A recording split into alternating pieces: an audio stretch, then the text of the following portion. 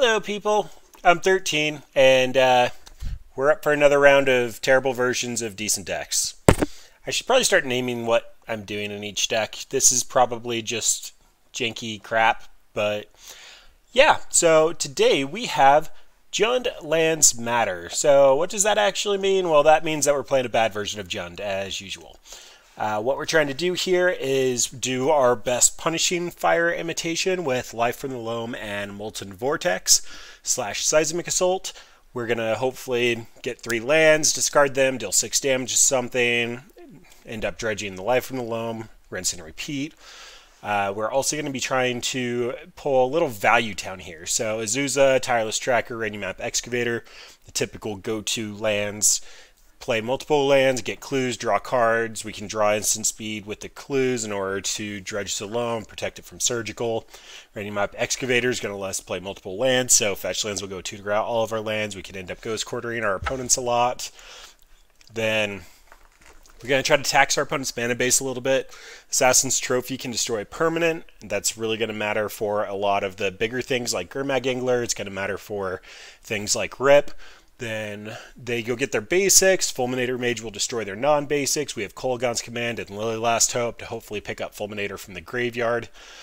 So meanwhile, we're shooting down creatures with our lands, destroying lands, letting an opponent tutor up lands.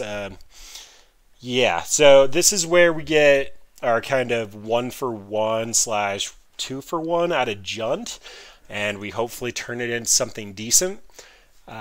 We had to trim some of the Life from the Loams, had to trim a couple of the Seismic Assaults. We're not really the Swans deck.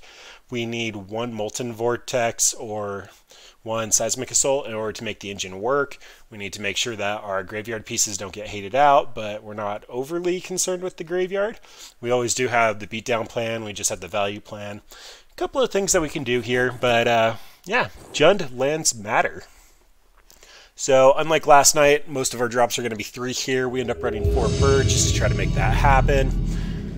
And we get to play with Lightning Bolt. Alright.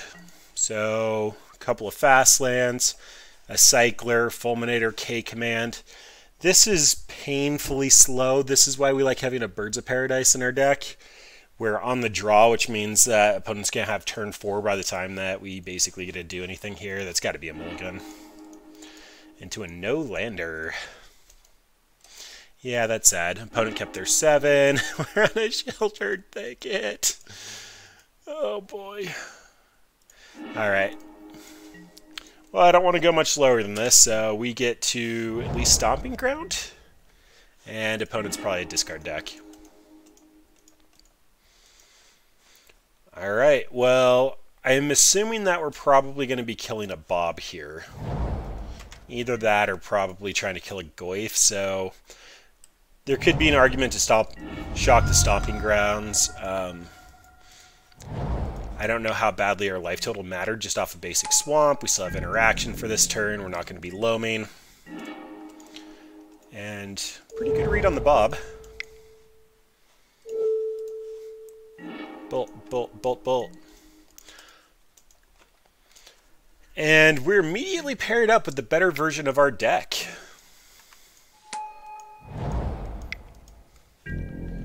Fun things. Alright, so this Goyf's going to be a big beater.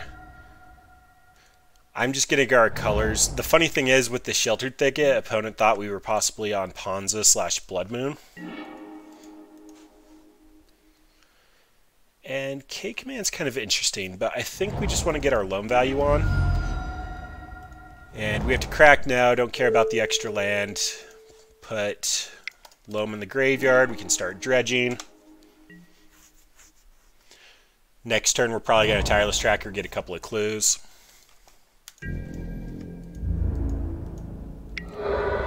Made me a little worried with the mana left untapped. Wow. Yeah, this deck doesn't dredge very well, which is one of the drawbacks of it. We do get the ability to pick up some stuff with K-Command, but it's not super great. Definitely not a dredge deck. And because opponent left mana up, I'm going to leave this Wooded Foothills here. If they go to kill it, we can crack it. Otherwise, doesn't really matter. We're going to be taking 4 from the Goyf as is. Yep. Get a couple clues.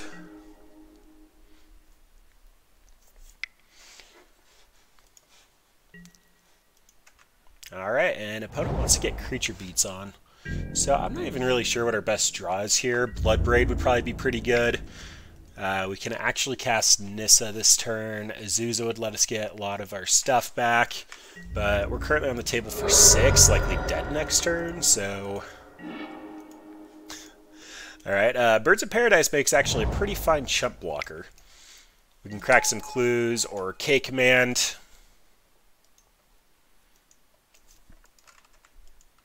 Well, we kind of have a plan.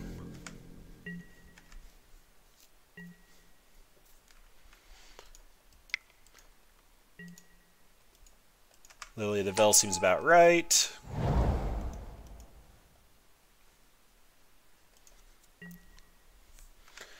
I will happily discard another land.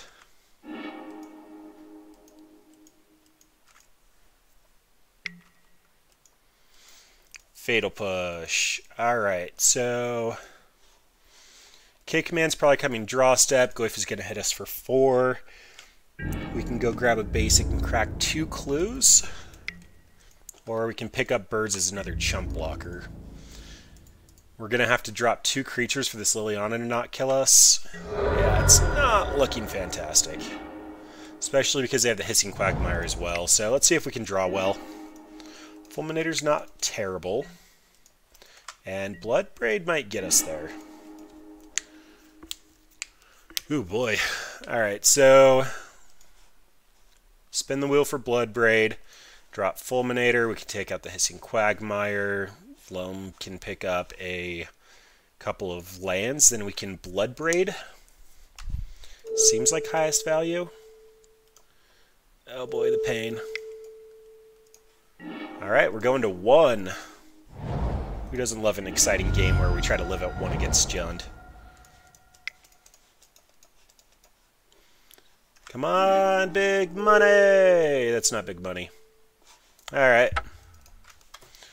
Well, players have been moving off of green, or off of Jund into green-black because it's just more streamlined. There's a lot of land hate out, and those are exactly where our deck excels. Leyline of the Void is kind of meh. Goyfs are going to help them quite a bit. Courser is actually going to be a decent 2-for-1. Needs Revolt to be killed. Ensnaring Bridge they're going to have Maelstrom Pulse for. We're both trying to empty our hands. This might be a trim. As far as cuts... Molten Vortex requires red. Seismic Assault can actually get us to killing Goyfs and things like that, but we won't be able to pay red and discard cards. We're probably just going to be a little too slow. Fulminator is probably going to be our best game plan. Just need to be on the play and not mull. EE is actually going to be great here. We're 3 colors. We can end up taking out their Lilianas, but more often than not, we're going to be going after their Goyfs. We have to make 5 cuts. Bolt's okay. It can't kill Liliana of the Vel. It can't kill a Goyf most of the time. It can kill a Skooz and a Tireless Tracker. It can also kill Bob. Killing Bob is probably 3 for me then. Their sideboard, usually it's going to be Surgicals. A lot of times it's Nihil Spell Bombs. But we can't really count on our graveyard a ton. Yeah, I think I'm okay with just... Do I only have 2 bridges in the side? No, okay. So, just trim a bridge. Bloodbraid being a 2-for-1 is fantastic. Azusa's just going to die to a ton of stuff. I'm probably just going to trim one of her and... Wow, just so many cards I don't want. This is probably the best card. They are likely bringing theirs in as well. Assassin's Trophy is probably just going to be the last cut. We just stumbled a little too much, and they didn't even make us discard. Alright, so this is going to hopefully draw a land by turn 3. We're going to have Bolt up for interaction, and then we have a couple of attrition cards. It's about as good as it's going to get. Opponent can make us discard as much as they need to, but this is what our deck wants to do. The Seismic Assault's going to be next to impossible to cast, though. Double black on Lily's a little awkward, double green. So this is likely going to be getting a Stomping Ground, just because Courser's going to try to let us hit more land drops in the future. Where Lily would be cool, but she doesn't absolutely end the game. And that's actually fine.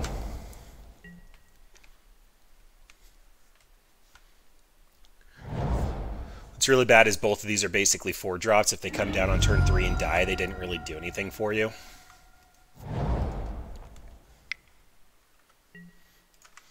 There's Mr. Scoos. I don't like you, Scoos. Go away.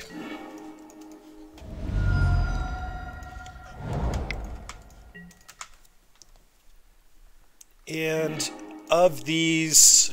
Oh, yeah, Fulminator's definitely coming down. So, one of the grinding plans for this deck is basically Fulminator, a land. Play Lily minus, pick up the Fulminator, replay it, and take another land. That's also why we have the K commands. Oh, yeah, opponent doesn't even have green. That feels good. Draw land?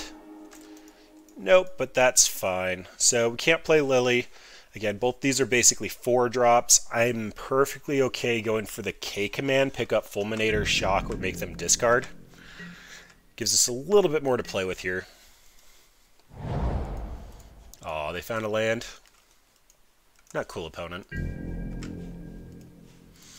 Alright, so return target creature, discard. Pick up Fulminator, you discard. Red, black, 1.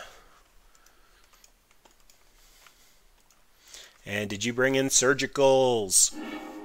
Guess not.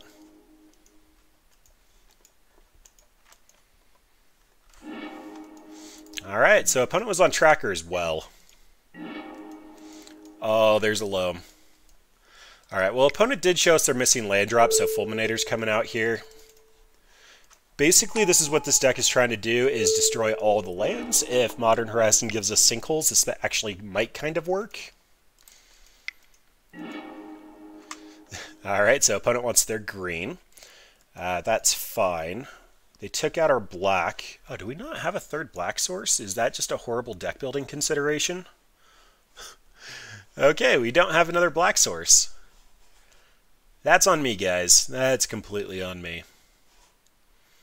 Alright, so for the time being, I guess that means we want... Yeah, I guess just black. Means we can K command again.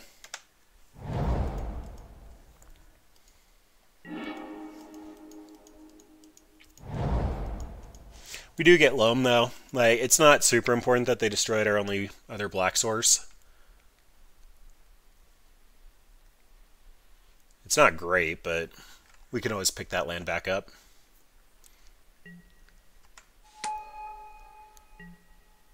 Well, hell, opponent, you had no idea that we were so far away from the Seismic Assault, did you?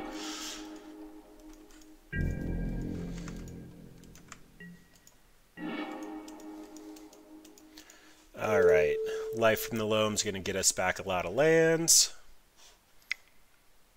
We're going to start filtering some lands out of our deck, and we're starting to make some progress.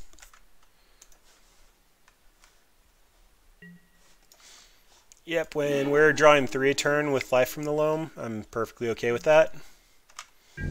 There's a Tireless Tracker that I'm not a huge fan of. Alright, so I can Tireless Tracker, make a land drop, Life from the Loam. That's looking great. What did we dredge? We got a couple of fine options. That Ghost Quarter is going to be fantastic. So, unlike opponent, we are going to make our land drop. We get a crack fetch land. We have to take a shock, but that's fine. All the value. Then we also get to start Ghost Quartering. Drawing cards, picking up Fulminator. Tax the mana base. Yeah, that's fine. Alright, so opponent has their own tracker. I think we're good to not dredge, because Lightning Bolt for Lily, Lightning Bolt for Tireless Tracker, Assassin's Trophy for either is fine. We have things to discard. And that's actually perfectly okay by my standards as well. So now we get to Lily and Courser. Courser first. But we need to leave double black available. All the value!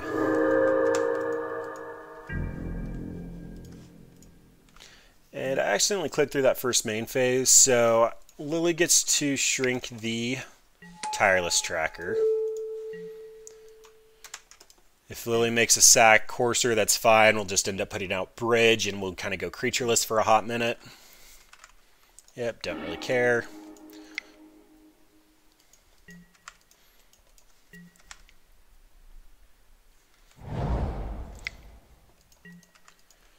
So opponent's going to have Assassin's Trophy and Abrupt Decay for our Bridge.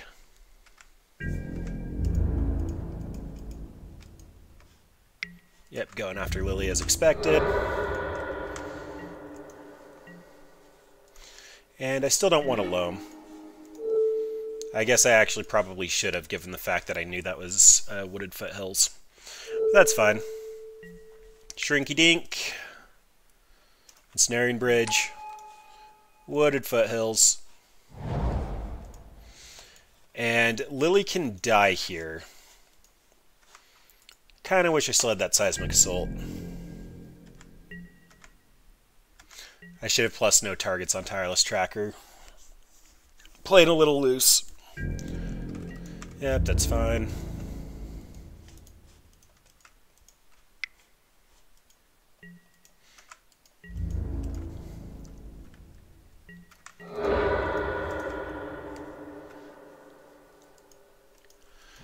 And opponent is incentivized to not crack any more clues.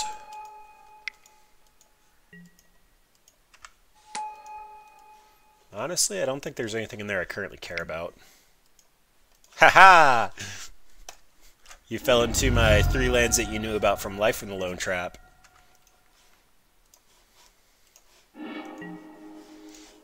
And drawing a land here is bad, but... Are you kidding me, deck?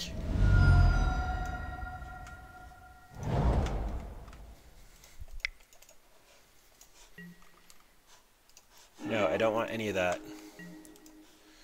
Alright, well I can at least play Crucible. And there's a Ghost Quarter. Alright, Crucible comes down. And opponent's acting like they actually have the Assassin's Trophy here.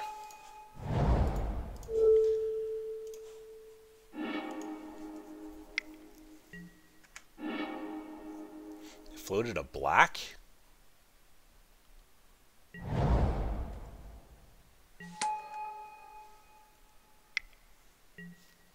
Oh, okay, that's fine. Until they see an Assassin's Trophy, they can't attack. Sorry, buddy.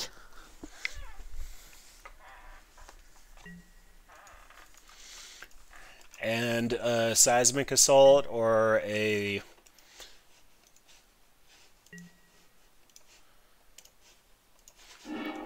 Molten Vortex would just be fantastic. I can start shooting things.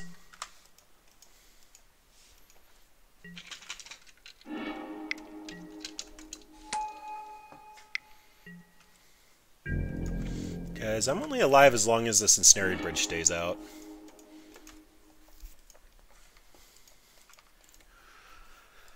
Alright, so what do I actually care about here? I don't like the card draw off of Bob, so that just has to go away. Unfortunately, they also have Tireless Tracker, so the card draw is just everywhere. Part of the reason this deck is just a worse version of the one we're playing against. We can go ahead and Ghost Quarter. They get to crack the Spell Bomb, get rid of the Ghost Quarter. Now we don't really have a graveyard to work off of. Opponent's still got a Liliana live. And a Tracker live.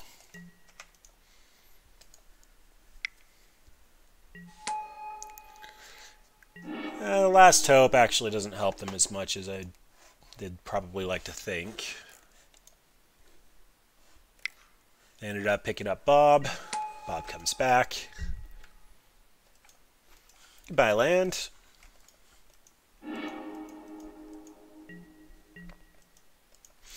EE for 3. Oh, that's going to blow up our ensnaring bridge and our crucible.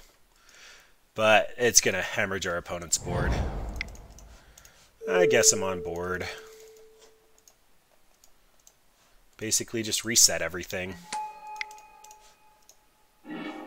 Yep, goodbye, all the things. You have a Bob.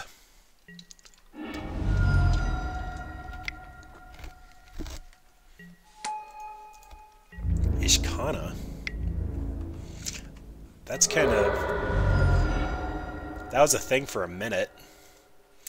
But we're taking 8. Yeah, it's fine. We'll just move on. We are playing a better version of our deck, and that's just the bottom line there.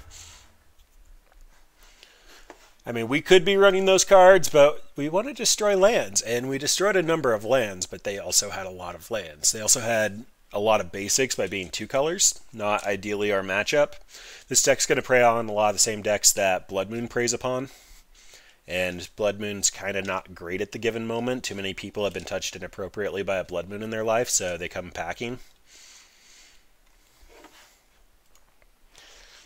Yeah, the Value Town engine's pretty good, but you need to see some of the pieces. Having a Ghost Quarter with a Randy Map Excavator and an Azusa is a pretty quick way to win.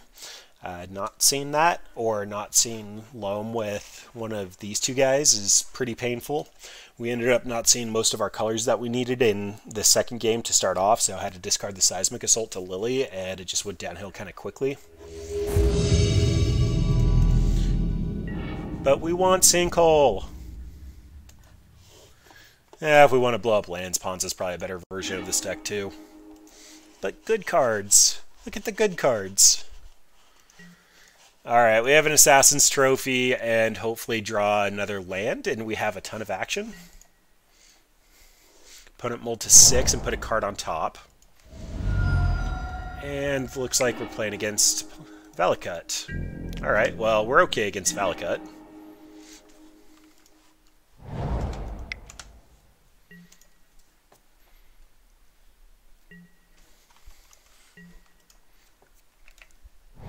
In fact, this might be our ideal matchup. Yep, you get a Farseek.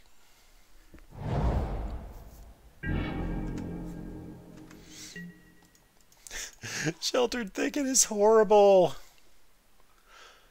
Alright, so opponent's getting Search for Tomorrow. They'll be at 5 lands. We have a single turn, which means Sheltered Thicket comes into play. And we look like their deck had a horrible start, and that's kind of just what our deck does.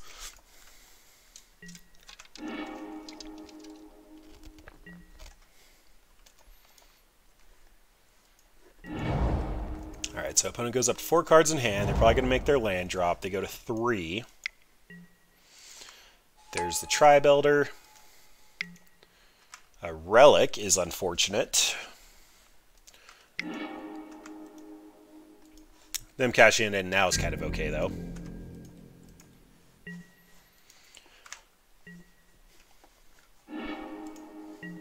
Alright, well, Mr. Fulminator comes down so that they can't attack in. The way that this deck works is they try to get us to 18. Since we're not damaging ourselves, they're going to try to hit us for 2 with the Sakura Tri-Builder. Then they go to 6 lands, and they try to Valakut us.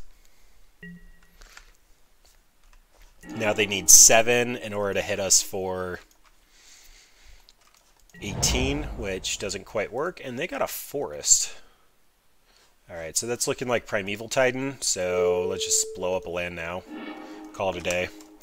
If they have land Primeval Titan, then it is what it is. We'll just Assassin's Trophy it and hopefully not get wrecked too hard.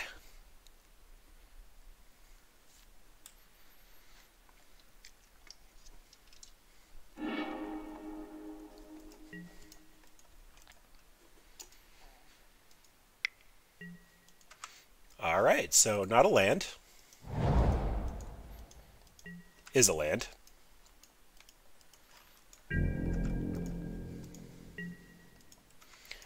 And this is looking like a prime time to K command, make them discard, pick up our fulminator, and not go to 18. So let's go ahead and do that.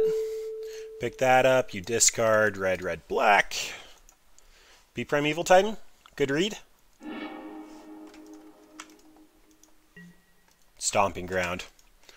Alright, so opponent gets to go get a land here. Kalani Heart Expedition's not ready to go off yet.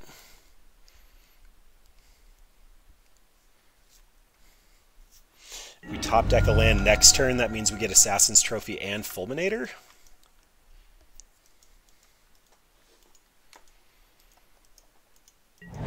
But opponent's basically just one good draw away from winning. We're going to slowly start 2-for-1ing their mana base. Copperline Gorge is a land. I should have been more specific. So that can enter tapped. Now I have 2 Assassin's Trophies, but Valakut, if they have Scape Shift, we die. I can make them discard, but that doesn't do anything super productive. I think I'm just on Fulminator and just hope that they can't keep up with our land drops. Kalani Heart Expedition gets to go get 2 lands, though, and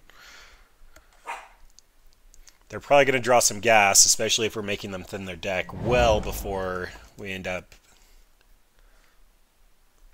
dying to it. So, like, they just crack Kalani Heart Expedition and Scape Shift, and I believe we're dead.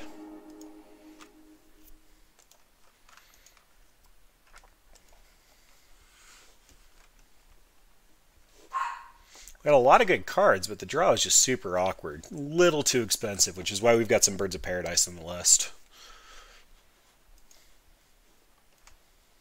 And opponent's trying to figure out what to pick up here. So I'm kind of getting the read that they still don't have anything good in hand.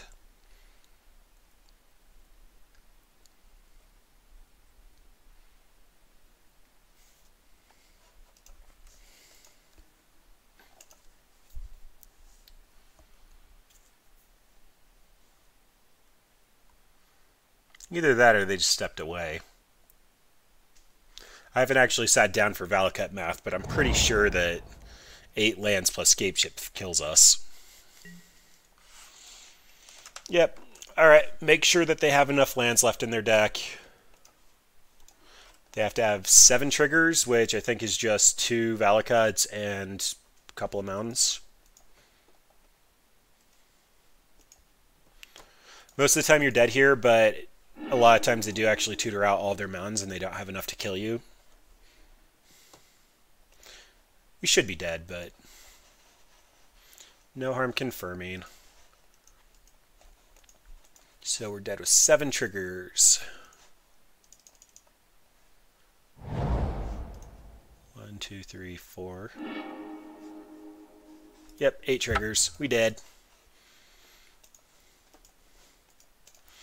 Alright, Valakut.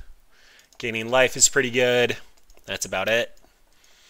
This should be the dream matchup, just a little slow. Lightning Bolt does absolutely nothing. There's not much incentive for Leyline of the Void here or EE. Just need to be a little faster.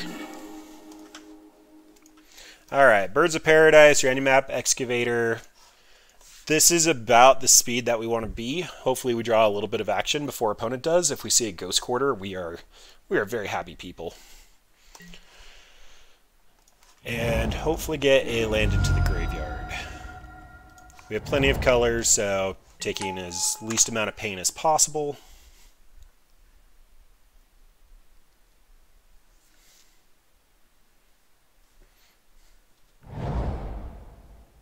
Do you have Bolt? Bolt the bird? Ah, Search. Alright, well that's how they get their best starts. Courser is not bad though. So first things first, your map Excavator. If they had Bolt, they probably would have pointed at the bird first. This is their most explosive start, but typically if you can set your opponent back, it's worth doing. Again, we have plenty of opportunities to lose life. I don't want to make it any easier for them. Excavator comes down. Next turn we can Courser, land from graveyard, Birds of Paradise.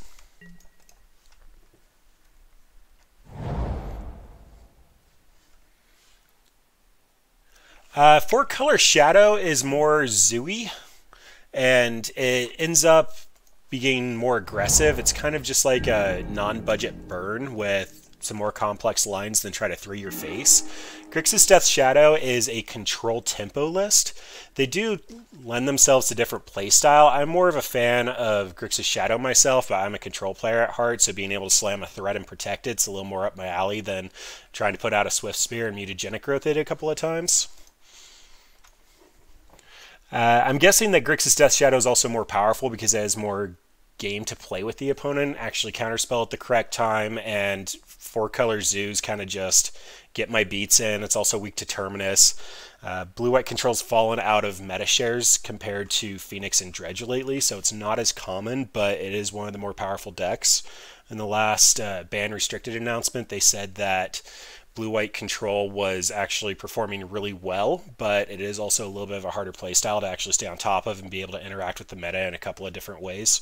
So, I mean, it's dying down a little bit, but Grixis allows you to stop a timely Manamorphose. It allows you to actually, like, K-Command, destroy Ensnaring Bridge, which is also seeing a lot of popularity right now. It just...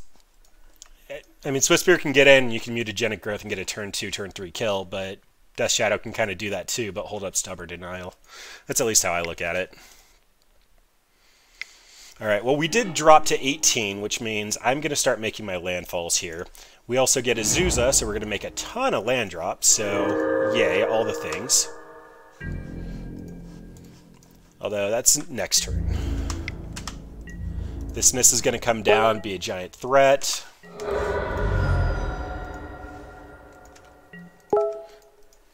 All the text. Alright, so opponent gets Search for tomorrow. If they make their land drop for turn, they're going to go up to 5. They still won't be able to kill us. I'm still looking for a Ghost Quarter so that I can actually just start chipping away at their lands. They can basically replace them, but Ghost Quarter is going to make it so that they're going to run out of lands in their deck. Take Scape Shift off the table as a kill. Alright, so they're up to 6. The Sakura Tri-Builder will not be able to Lightning Bolt whenever they feel like it. So, land off the top. That's great. Don't want to crack it yet. Want to get a little bit more information off of Courser with the fetch land. Sorry, I said that backwards. I want to be able to crack that so I can hopefully draw better cards with Azusa. So, Azusa comes down first. Play the Bloodstained Mire. Bloodstained Mire crack. Okay, is there anything I'm going to play this turn? We currently have one more land drop, which means we'll have 3 mana and nothing in hand, so these can come in tapped. And that is why we try to sequence that way. Cards in hand is never bad. Play from the graveyard. Then Bird. All the birds. So apparently with 7 lands they can kill us for 24 damage. So hopefully we're just not dead here. We've had a lot of value off of all of our cards, but we didn't stop our opponent very quickly.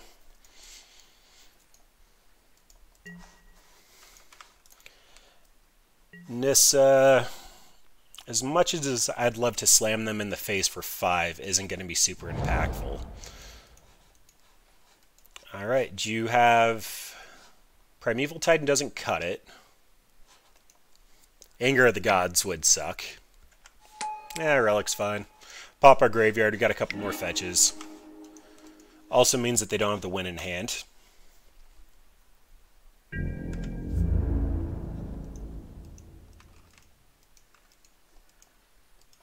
And how much damage are we playing with here? We're at 4, 5, 10.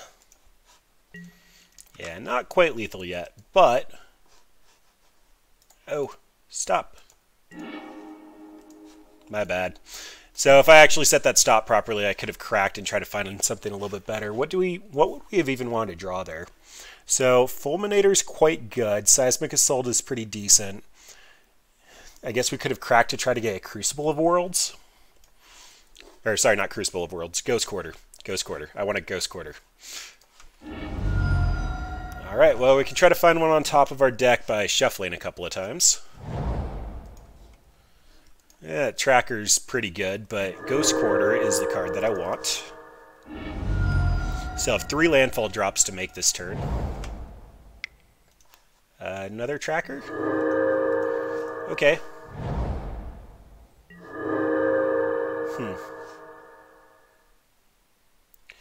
I can actually gain enough life that 7 lands won't kill us, but they can make their land for turn. We'll end up, yeah, we'll die at that point. So, still looking for Ghost Quarter.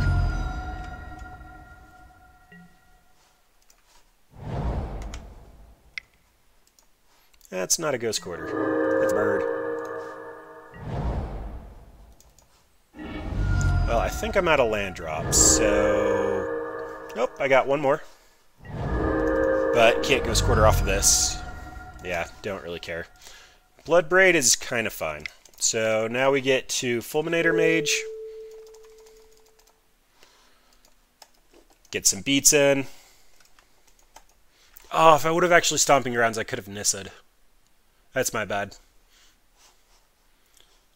I got a little tunnel vision looking there. I should have actually been counting my mana to figure out what I could cast in hand. So birds, 4 mana. If I would have put this in instead of a fetch land that couldn't go grab another land, and I would have actually counted, we would have been able to Nissa and get in for the full 10 here. Had lethal on board for next turn. Instead, we get to get a couple of beats in. On the plus side, though, we are currently looking at 7 lands on the opponent's side. So that 7 lands is going to let them go Valakut for 2, and that would kill us. But in response, we can Fulminator and blow up the 5th mountain, and it won't do any damage to us. So they have to have a piece of ramp and escape shift to get the kill now. Meanwhile, we're going to have Bloodbraid attacking for 3, Nissa's Land attacking for 8. They're going to be taking 3 here. We'll have 5 more damage on the table. I believe that's lethal, assuming we don't have to crack Fulminator. And we don't see anything good off of Bloodbraid, like Lightning Bolt.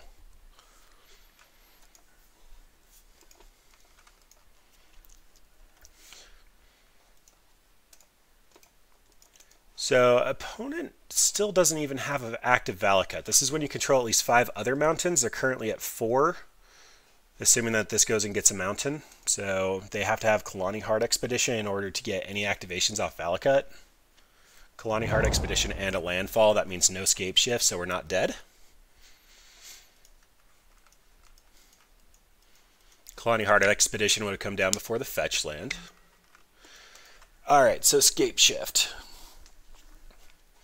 1, 2, 3, 4, 5, 6, 7. Technically 8. We're at 24. If they get 2 Valakuts, we get a... I think we're still dead. I can blow up a Valakut here, and that means that they have to go get 2 Valakuts, but that's still going to be 5 lands entering. I really need to sit down and do Valakut math at some point. So, 1, 2, 3, 4, 5, 6, 7. If they have 7 mountains, they're all going to see each other enter. That's going to be 21 damage. If they get 2 Valakuts, then that's going to be 1, 2, 3, 4, 5, 6. I can blow 1 up, but all 6 would still see 5 enter. So that would be 2 times 6 for 36. Yeah, I think I'm just dead, but the correct call here is probably to blow up Valakut. Now, it's got to be a mountain, and that way they have to find another mountain when it gets blown up. Wait, how does that work? So I blow up Stomping Grounds. They have to sack everything but the Valakuts. I blow up Valakut. They have to sack everything and get more mountains. So Valakut goes down.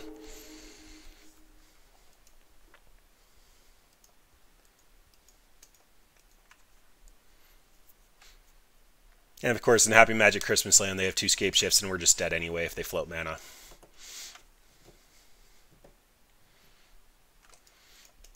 But, oh, the value. We actually had the value. If this were an Assassin's Trophy or another Fulminator or anything here, we would have been fine.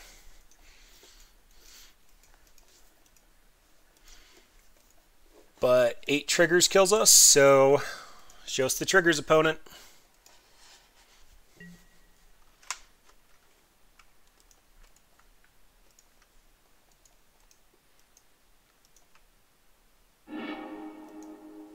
Yep, properly sacrificed all lands. Now you have 2 Valakuts and 6 lands.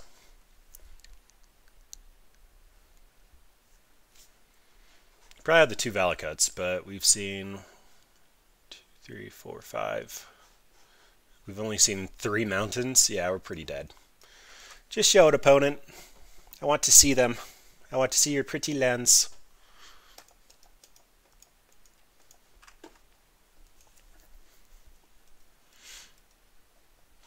Huh, this Verdant Catacombs and Stomping Ground actually look like they're supposed to go together. Alright, they only had 6. That's 18. We're live with 6. And they're stacking them all at our face.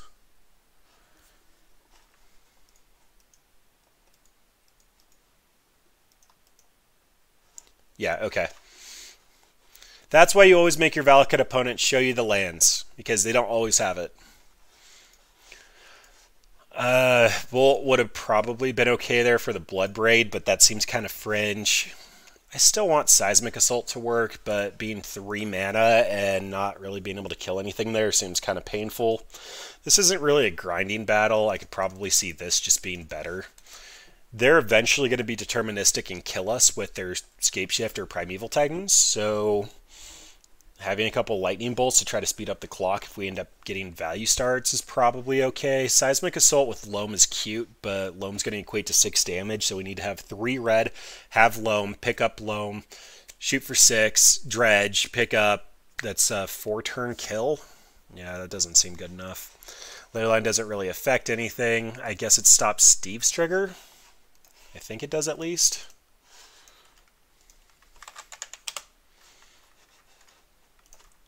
Tribe Elda.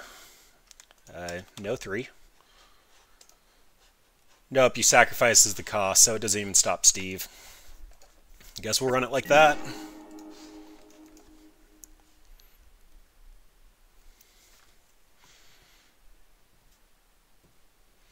And does that mean that opponent isn't running enough mountains in their deck? Did they trim some? Because we saw 3 mountains and then they were only able to get 6.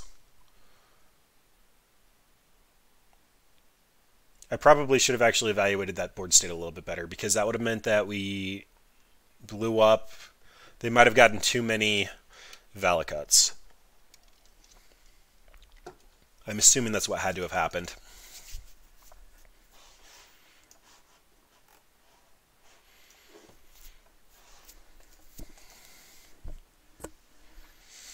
Alright, opponent.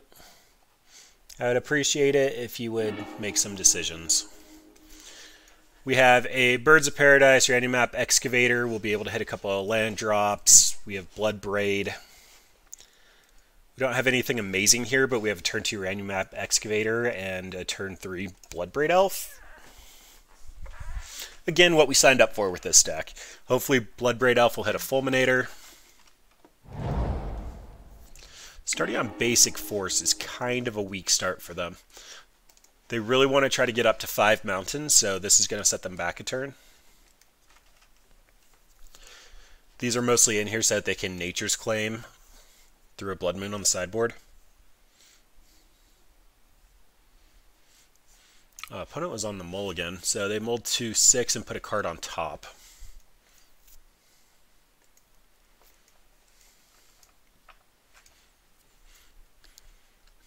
Our hand needs a Blood Crypt pretty badly. Oh, hello Ghost Quarter and Random Map Excavator. Now we want an Azusa.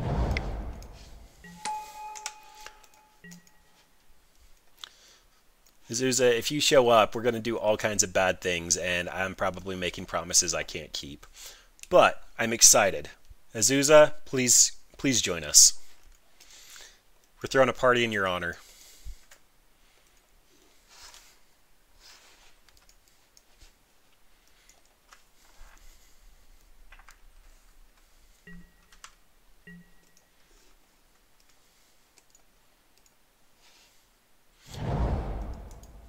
So super slow start.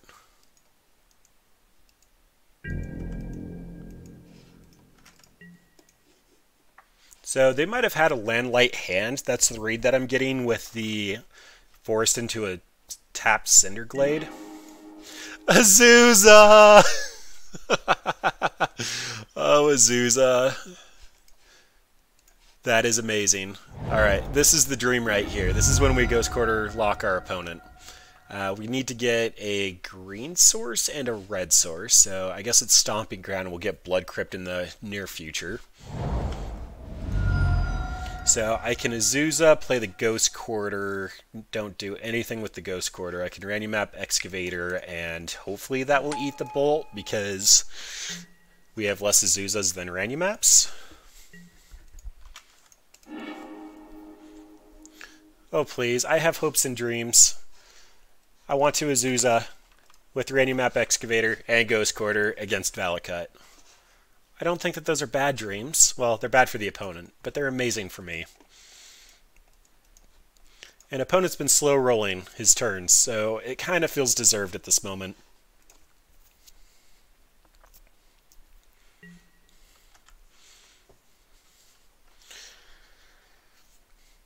Because they're going up to 3 mana, they get to make a land drop if they have one. Again, I think that their hand was a little land light. I'm expecting a Farseek or potentially a Steve here.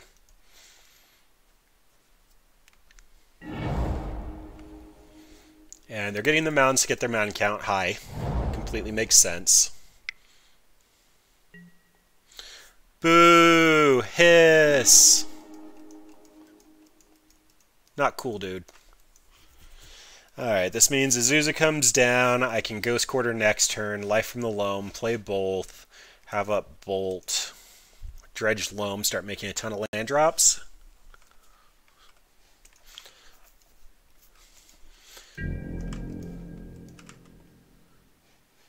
I had Dream's opponent.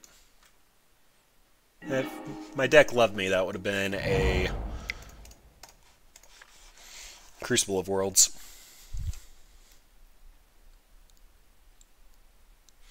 I don't even have a land to follow this up with. That's how sad this is. This should have been the win. Turn 3 Ghost Quarter lock.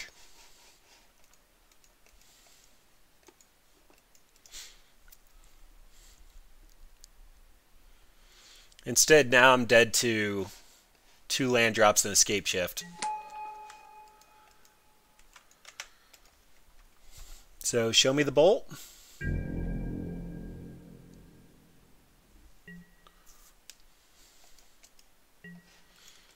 Alright, no Bolt, at least not yet. Do you have another Anger?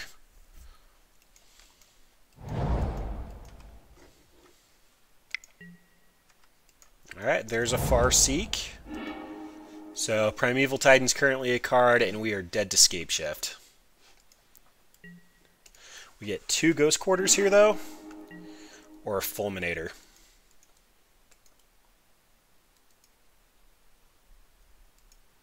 Oh boy. This is rough. I'm guessing our best bet is to Ghost Quarter Loam, Ghost Quarter, go get a land. I'm not crazy excited about that, though. So we have to target the mountains, preferably the double ones.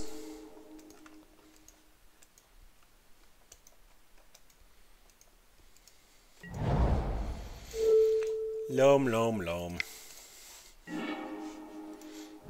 Make her 2 land drops, Ghost Quarter.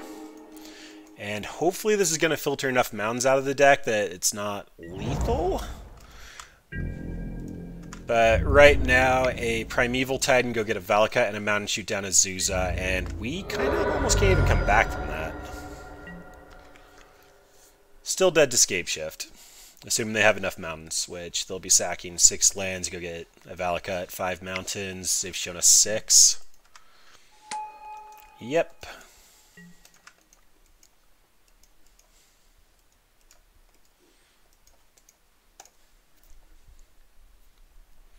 Now, if they don't shoot down Azusa, we can Fulminator. Oh, Thank you, opponent. Thank you. That gives us a shot.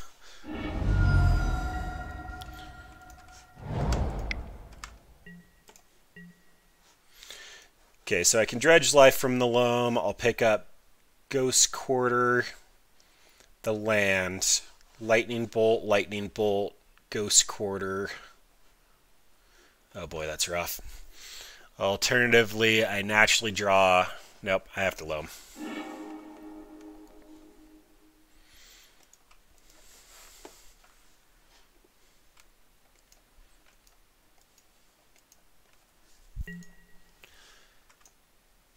Alright. Get a couple of lands. Start dipping. I actually need to get black here. We still haven't seen black yet. And then that's a shock because we're going to go bolt.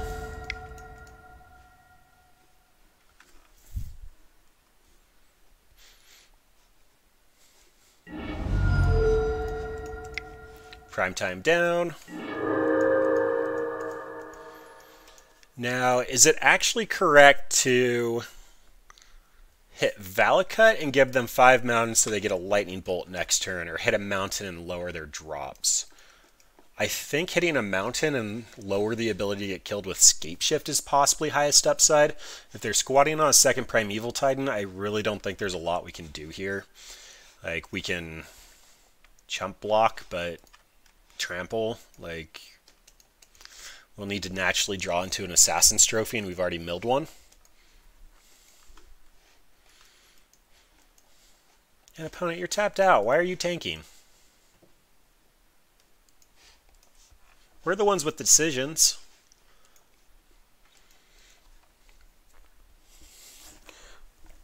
I think, though, that I'm making up my mind. I want to hit this mountain and dodge for a turn. If we dodge for a turn, then that means that we can Fulminator and Ghost Quarter again next turn.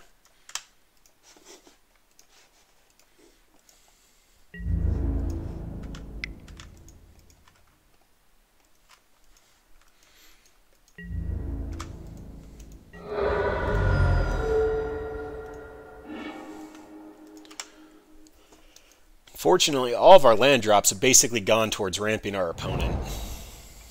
Alright, they had another mountain. Do you have another Primeval Titan?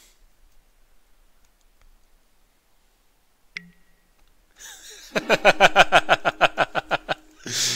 love that that's where we're at. Oh boy. Oh boy. So what's going to happen here is they're going to go get Primeval Titan. They're going to pay for Primeval Titan. I'm going to try to Ghost Quarter and hit their green source, depending on what they tutor out here, and potentially win. I guess it depends on if they have a green source or not. They're going to get dual lands here, though. That's taking... yeah. Alright, that's not going to work. These mountains should see each other enter. They get 4 triggers. We go down to 1. We can't even crack the fetch land if we dredge loam. Basically, any land is lethal at that point. Yeah, this one's looking like it slipped away, but... and a Flame Slash our Azusa. I'm going to count that as a win. I'm sorry, Azusa. We threw a party just for you, and I made promises I could not actually deliver on.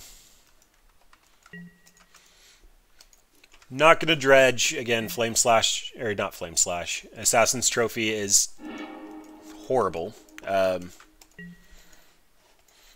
Just because it'd give them their land and they'd kill us off the land. Let's see what Cascades into. Spin the wheel. Excavator.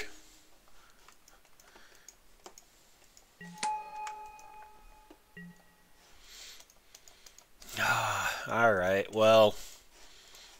I kind of just want to check. Do you have another land opponent?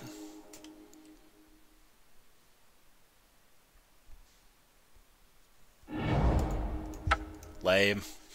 Alright. Well, that felt like the matchup we wanted to play. Unfortunately, this deck's a little slow for that. What lands in Legacy actually preys upon, though, is the blue decks, the Delver decks, because they end up running Chalice, and they end up getting the ability to Punishing Fire the Delver. If it gets countered Force of Will Daze, then they just tap Grove of the Burn Willows for mana, pay the one when the opponent gains the life, put it back into the hand, and then just recast again next turn. So it's really good for taking out your opponent's creatures, but so far we haven't really... we've seen creatures we can't really take out.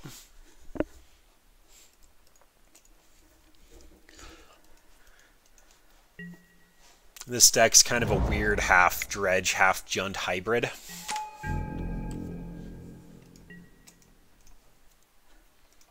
We haven't even really seen Molten Vortex or Assault Formation. Alright, so new KCI.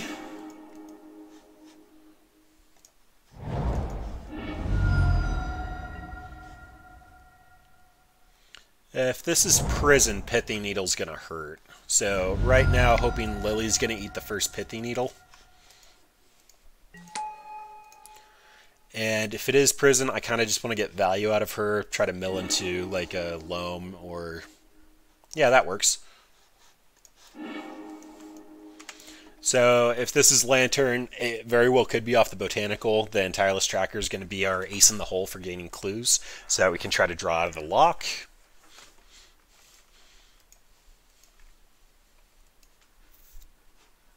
You're a good Lily. You're a good Lily.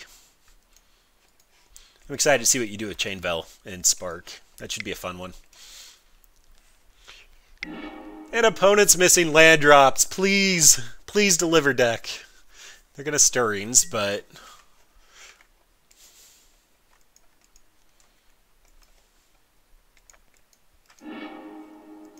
Sword of the Meek. Okay, so this is Tezzerator. Oh, they had the pretty Lorwyn Island.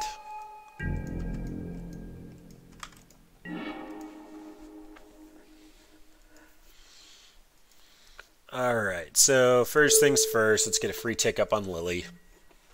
Then, with this being Tezzerator, I still want to see Tireless Tracker, assuming that I don't tap for Grixis colors.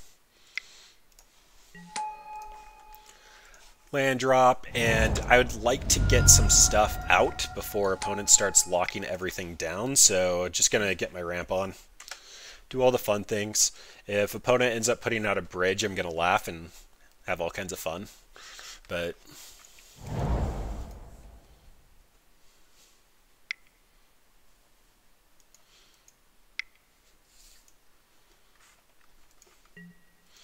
alright, Sword of the Meek. So those unfamiliar with this combo, Sword of the Meek is whenever a 1/1 creature enters the battlefield under your control, you can bring it from the graveyard back into play. Then they end up running Thopter Foundry, where you can sacrifice an artifact to get a 1/1. So they're going to... yep. So sacrifice a non-token artifact, create a 1/1. That's going to bring Sword of the Meek back into play out of the graveyard. They get a ton of Thopters. They keep gaining life. So Lily's going to be great against that. I missequenced there. I should have Randy Map Excavated first. But what I know I'm doing is cracking one of these. Always yield.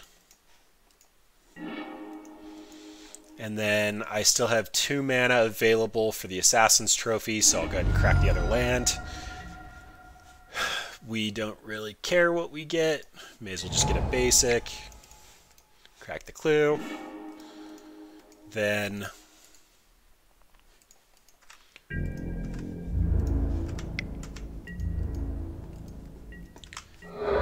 yay, Lily value! And as long as they're tapped out, I'm going to Assassin's Trophy this. Because this is their main engine. If this is what they're counting on to win the game, they get their land, it's fine. We got our combat damage in, we got a couple of clues. But now they need to find another Thopter Foundry. It's very possible they just drop a Tezzeret and go tutor another one up, but we have things. Alright, so Grinding Station is here so that they can mill themselves. Oh, the overlay's in the way. Whenever an artifact enters the battlefield under your control, you can untap it, and then whenever an artifact then you can sack an artifact, put the top 3 cards of your library into your graveyard. That helps them find the Sword of the Meek.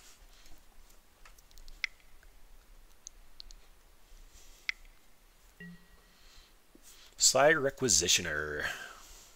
Alright, so that just creates tokens whenever an artifact hits the graveyard, so they can start grinding. Oh, this might be infinite.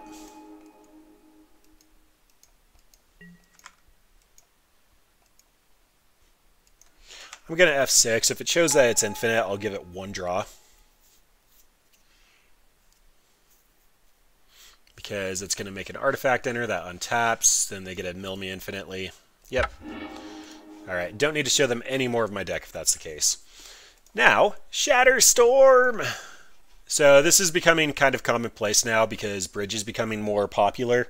Just destroy all artifacts. It's also good for Hardened Scales Affinity because although they do get a Welding Jar single target, most of the time this ends up being like a 5 or a 6 for 1. The 4 mana is a little painful, but you get by. Opponent didn't show us any basic or double islands. They showed us fast lands and tutor lands. EE is going to be great. Lets us hit multiple things. Leyline of the Void, they are a graveyard strategy, which means we get to cut a lot. So I'm guessing that Liliana is still going to be pretty good if they try to take the Slow Thopter combo. Seismic Assault is awful. Same with Molten Vortex. That's just not what we want to do here. Life from the Loam's not really going to cut it either. We can try to destroy their lands, but we care more about their combo than their lands. So with all that stuff out, I'm guessing we probably just want to cut a Fulminator. Probably just run like that. Just be like a weird Jund control list. Might be an argument for Bloodbraid, but still 2 for 1 can hit a lot of the pieces that we're looking for. EE being able to blow up all the artifacts is pretty good. Like we can just run it out for 0, or if they start assembling the combo, we can just set it on 3. 3 is going to hit most of what they have. I think 2 hits the Thopter combo that's slow, and 3 ends up hitting Grinding Station and Sly Requisitioner. I'd love to play first, but let's look at grinding. Okay, so Grinding Station's 2. Sly Requisitioner's 5, but improvise. We have a Leyline and a Tracker.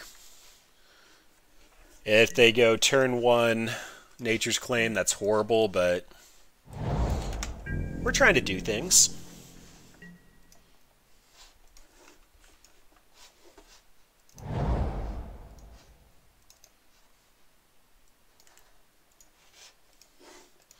I guess they did show us the pretty island. I still don't think Choke is the right call here, though.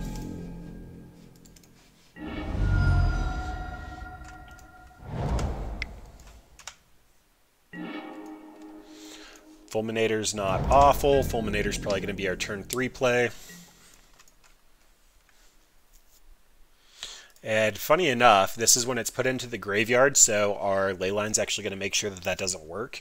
Typically, you don't do this against whatever it's called, but yeah, that's fine. You don't do it against Tron just because it's not worth it. Sometimes you do it against Blue Tron, but it actually makes sense here.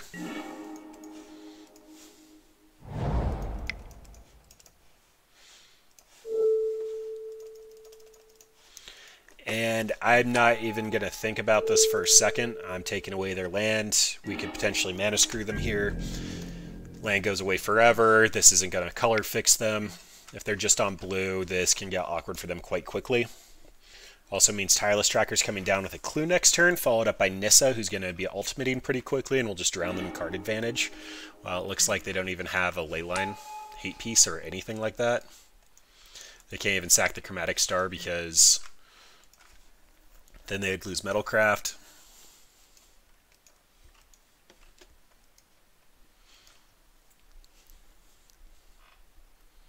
Turns out Leyline of the Void is a pretty good card. Last Serum Visions was 2 to the bottom. This one's going to be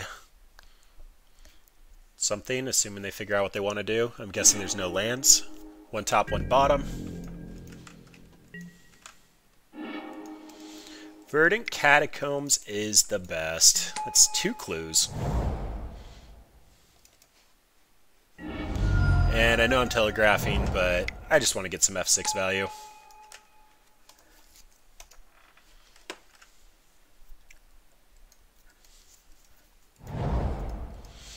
Found another Glimmer Void. That was a card that they serumed into.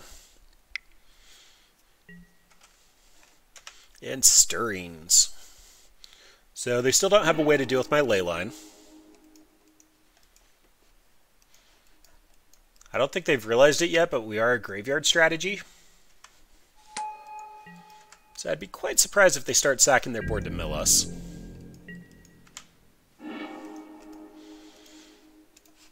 Alright. Who loves Big Nissa? Oh, okay. Well, I guess my clues are going to help their grinding station. But they don't want to mill us, so I think they have figured out we're a graveyard strategy. And of everything here, Copperline Gorge is the one I don't care about the most. On a 3-turn clock opponent, I think I can crack clues to make that a 2-turn.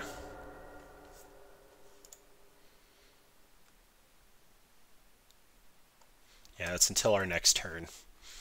This is the Nissa that I was running in green-black, and I kept flipping with Bob. She's so good. She's so good. But Bob was not being kind. 1 copy in the 60 main board, and I flipped her like 4 times at FNM. It was absolutely ridiculous. 5 life is a lot. But she's so good. Alright, so I don't believe opponent actually has removal here. I don't necessarily need to hit my land drop, although land drop is 3 clues, that's 6. Yeah, opponent still won't be dead. But this EE makes me think I just want an emblem. So we're going to just get so much advantage here. I can't imagine opponent keeps up. I can EE on 0 or 2. EE on 2.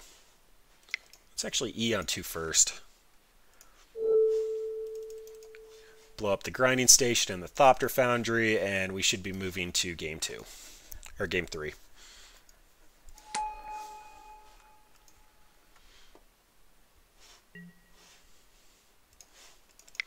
Blow her up! Goodbye, you two. Goodbye, Metalcraft. Whir? You got a whir, opponent?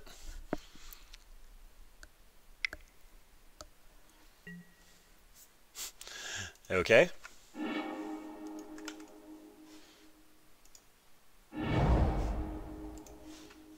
I would love to draw a card.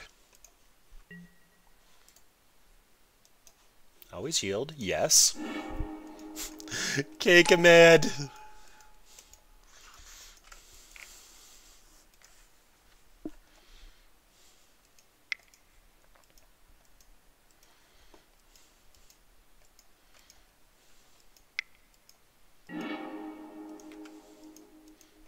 Alright, so goodbye, Metalcraft.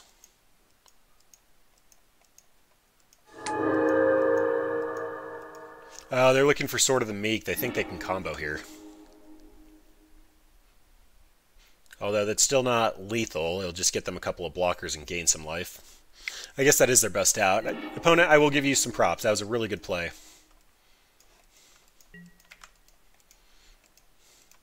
But, okay, I do have black. Draw some cards, get a clue. Get my beats in, hold up K-Command. It's looking pretty locked in. Oh, I can K-Command and pick up Fulminator and blow up one of their lands. Alright, well that's in step. That's in step if they don't do anything else. So opponent is a combo deck. They have 6 cards in hand. That we're not out of the woods, but this is so good. Such a good card. This is why Jund works. And if they're trying to stir, then I'm on board. Of note, they don't have Metalcraft. Opponent picks Dark Slick Shores.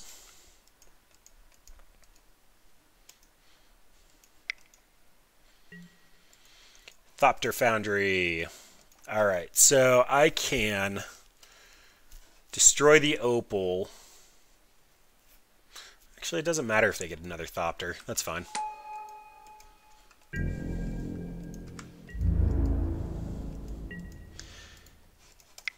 So I'm going to crack a clue because it can activate the Thopter in response.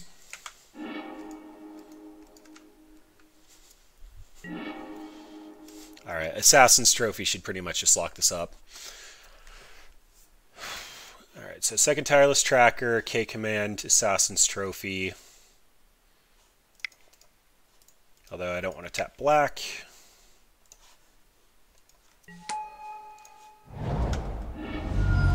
All the things.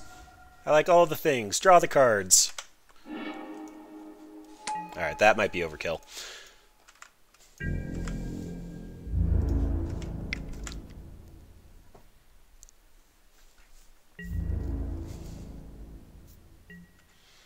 Yep.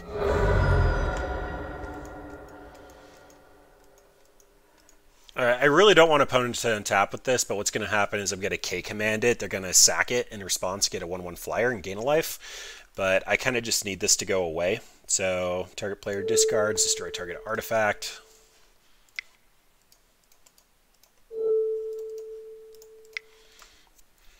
You get another Thopter, but... Oh, wait, no, they blocked with their Thopter. They don't have Metalcraft anymore. I'm paying attention. And I can Assassin's Trophy this and they'd lose the Glimmer Void. Oh, that's in step. That's too late. It's a cute thought. And opponent did have Tezzeret. There's the Ensnaring Bridge. You have 3 cards in hand, opponent? Yeah, I think I'd prefer just to kill you.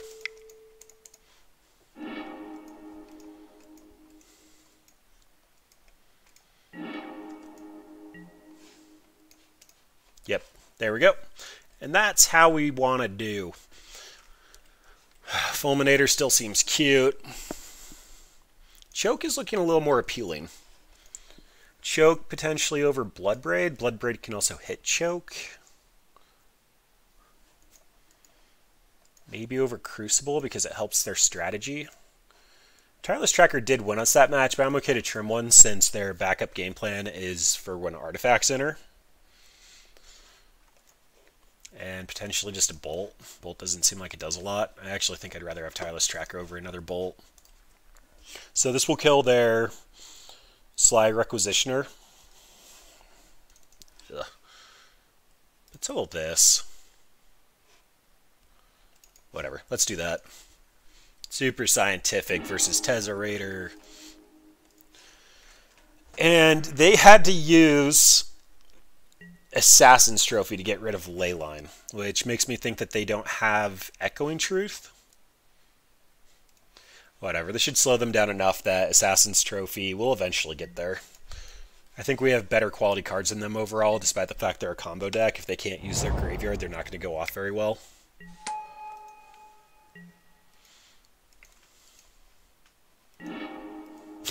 Oh my gosh, deck. You were being so nice to us for such a short little while. You gave us Azusa when we wanted to throw a party. I mean, she died. Is that why you're being mean? Because Azusa died? I didn't mean for it to go down like that. It kind of just happened.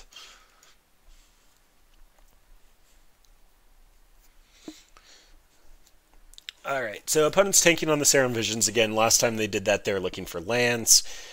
They did just empty their hand, and they have an Opal, which means that they might be at mana level. Don't really know what to make of that, though, because they did tank, and last time it was just a land on top, land on something on bottom, and they really needed the lands. Alright, 2 on top.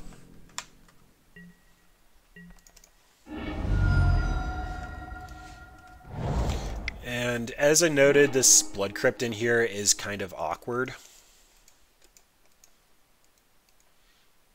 Oh boy, am I just popping that for 0? I think I'm popping this for 0.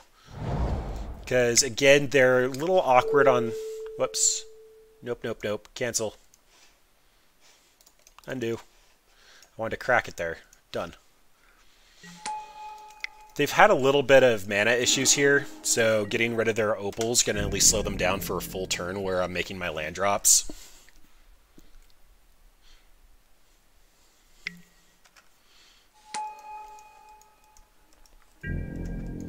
Yeah. So their plan was play out this Chromatic Star and then probably Stirrings into a land. Well, we showed them. Now, do I want to shock this into play? Yeah, opponent's a combo deck. Our life total doesn't matter.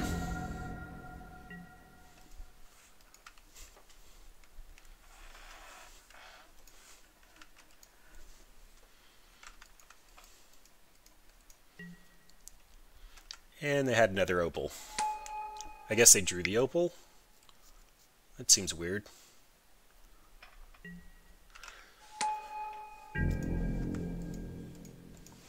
Alright, well they don't have the mana to do anything with this. This is why we shocked into play. Yes, you can go get another land, you can crack a Chromatic Star, but it's your end step, so no sorceries.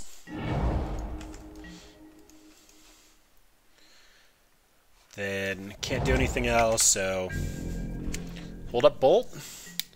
If opponent's on Sly Requisitioner here and trying to combo off, we at least have a Bolt for that. Sigh. Alright, so Sigh's going to get awkward kind of quickly.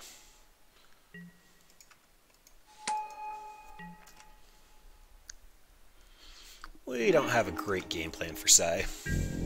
At least not when we have 5 lands and opponent has 2, one of which we gave them. Well, opponent, you want to really see what's up? Haha! We have another Leyline of the Void. And a Lightning Bolt that doesn't do anything.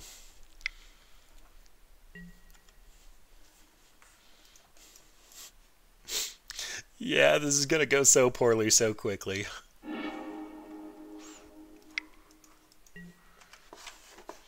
Alright, deck, what do we want from you? I think we want Nissa. I'd love a Nissa. Bloodbraid would be alright. I wouldn't scoff at a Bloodbraid. We took out all the shooting mechanics. Kolaghan's Command would also be pretty good. Creature would be pretty good. Oh boy. All the things. All of the things.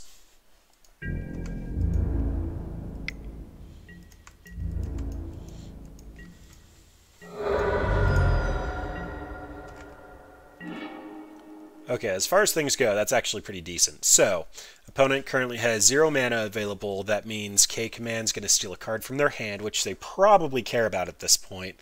And we're going to kill Sigh. Alternatively, we can destroy the Bauble, kill Sigh. Not the Bauble, sorry, the Welding Jar. The Welding Jar will just put Regeneration on something. We'll be looking at 3 Thopters. We'll have plenty of time to draw out of that. Or make them discard Tezzeret. I think make them discard Tezzeret. Target player discards, 2 damage to any target.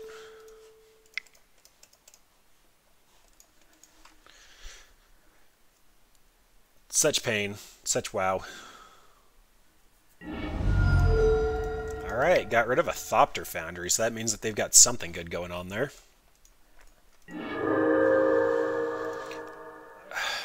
I'm going to hold this. We can still cast Nissa, which is our highest curve, and this can be a landfall drop for a Tireless Tracker. Also, it's not unheard of that these decks splash Duress and or Thoughtseize out of the side, just because they can generate most colors of mana.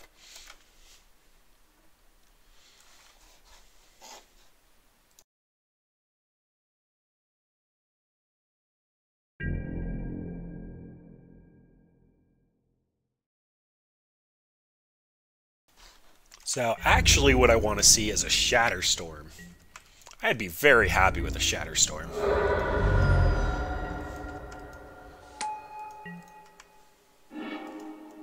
That's not a Shatterstorm deck.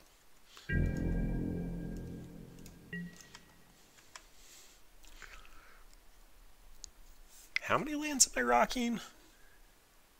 5, 6, 10, 13, 15, 16, 18, 24. Okay, I might have deserved this. But to be fair, our primary strategy is discard lands for Molten Vortex and Seismic Assault. We just haven't been able to pull it off tonight. We're here is getting Ensnaring Bridge, of all things. Now if I Shatterstorm, this Welding Jar is pointed at the Ensnaring Bridge. That's fantastic. Although, if we just showed them a Shatterstorm, that's not great.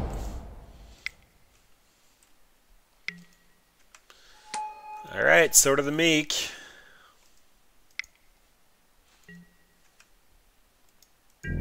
Now that can't attack. Okay.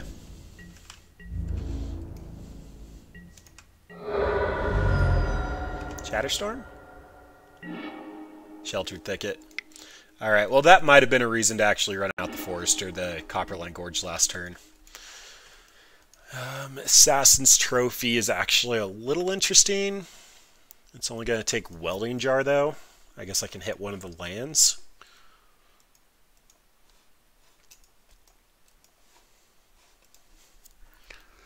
Alright, so what happens if I loam, pick up, recycle? Yeah, I need to play a land this turn. Because then if I draw a life from the loam, Sheltered Thicket is a redraw.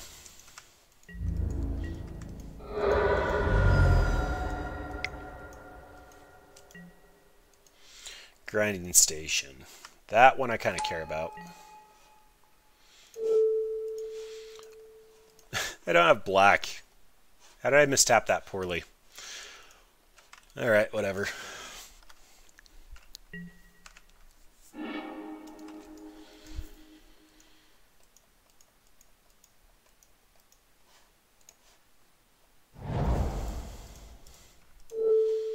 Sure, let's just basic check you.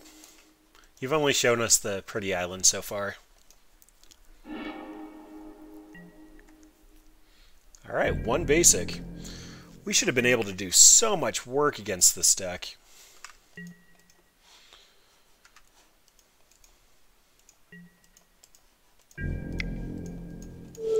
So I'm doing it now in case they want to try to do anything to interact with their hand. It'll make it so that this Thopter can't attack.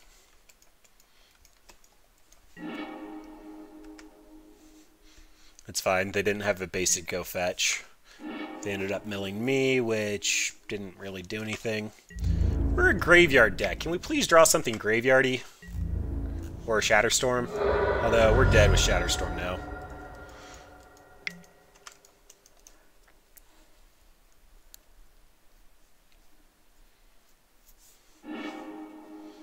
Alright, so just for fun, we drew 3 of our 4 ley lines. 1, 2, 3, 4, 5, 6, 7, 8, 9, 10, 11, 12. 12 of our 24 lands in the top 20.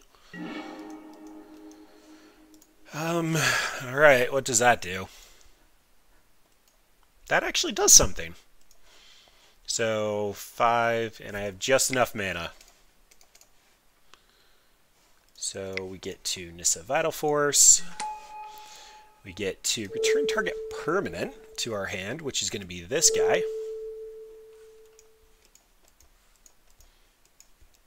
Then, as long as we EE before combat, it's going to tap whatever Thopter they Welding Jar. That was poor sequencing. If they had Spell Pierce, that would have been countered when I had the mana to pay for it. Although if that was Spell Pierce, I couldn't crack it, so we would have lost, but always play to your outs. Or at least know what lines you need to take. That's how you get better at Magic and at life. So if they Welding Jar one of these guys, then it's going to tap it. Which means we're getting at least one more turn. For a Shatterstorm. I don't think the deck's listening.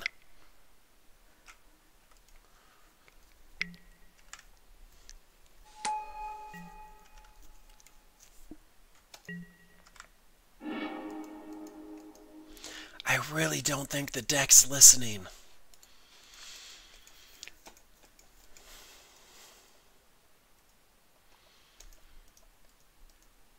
Alright, well, we can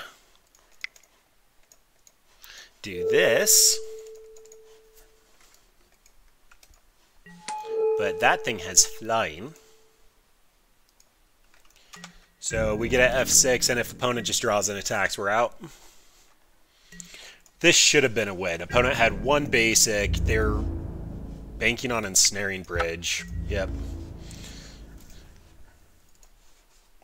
We definitely should have had that one. I do think our deck betrayed us in that last round. We're not an ideal deck. Like, I'm pretty sure that at this point it's well known that we are bad Dredge and bad Jund pulled together into a glorious harmony of love and faith. But that should have been a pretty easy win for us. Our opponent was on a combo deck that relied on permanence. When we have main deck K commands, we can end up taking away pretty much any part of their mana base at a win. We didn't really see any of our recursible land destruction. We didn't end up getting any of our mass artifact hate. Like, we even came packing Shatterstorms on the sideboard for the artifact prison deck, and we still just weren't able to close it out. That last game might have been mulligan decisions. I did keep a hand that had 2 ley lines in it, and I believe 4 lands, but we drew ley lines and lands, which no control over that.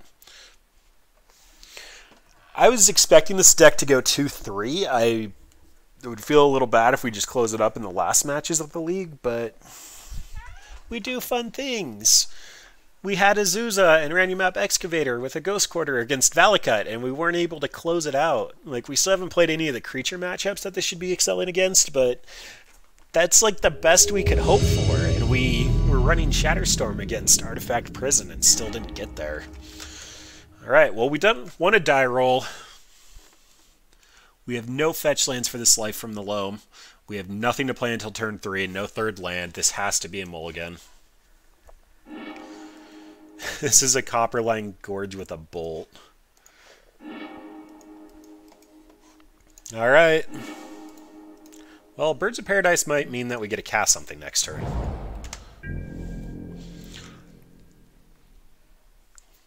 Copperline Gorge is also a weird tell that we're some kind of dredge deck. Basically, only graveyard strategies have Copperline Gorge. And it looks like we're playing against some variant of Miracles.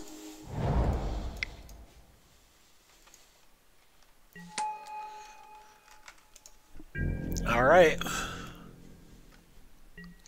On the plus side, if this is Miracle, Seismic Assault can actually really go the distance. We end up just holding a lot of lands and they can't keep countering Life from the Loam. Although we kind of need to see Life from the Loam if that's the game plan.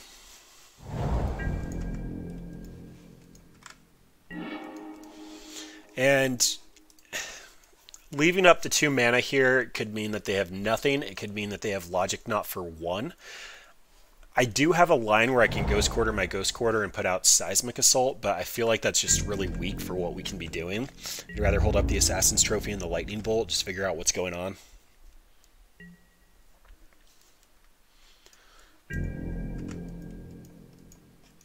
So awkward. Alright, well, I can just basic check them here and then call it a game 1. I think we're fine. As long as they're missing on land, missing on lands, we should have an idea of what's going on. Also gives us an opportunity to draw out of our mulligan.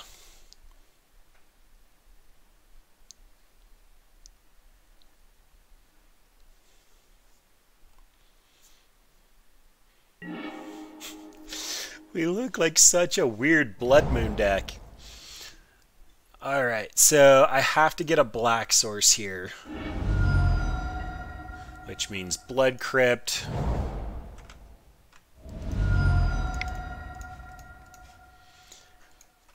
Do you have Logic Knot? Negate? I know a lot of people are running main board Negate. I'm not a fan of it, but I know they're doing it. Interesting. Alright. So we look like a weird Swan's list now? I don't know what's going on. Well, there's a Snapcaster. So, Ambush Viper.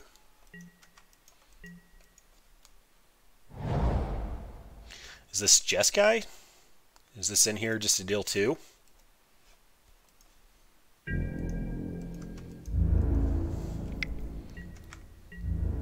Well, Seismic Assault should clean that up kind of nicely, assuming that we get going. And that's a Nissa Vital Force. Oh boy. Well, opponent is technically ahead on board at this given moment. I mean, we can kill Snapcaster, but they don't have their Cryptic mana yet.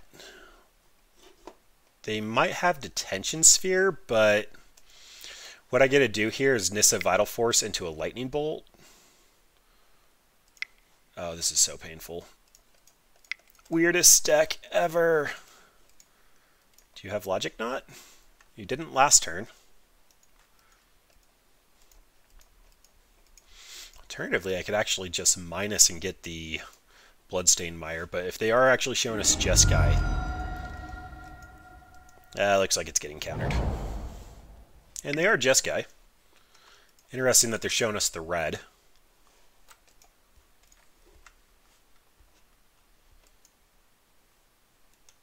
So this is Logic Knot? What the heck is going on? Okay, it is Logic Knot. That's fine. No, not paying for that. You do you, opponent. We at least know what we're playing against, and that means we get Coursers in the sideboard. Leyline actually has some value. Teferi's going to be a pain, but we have Assassin's Trophies.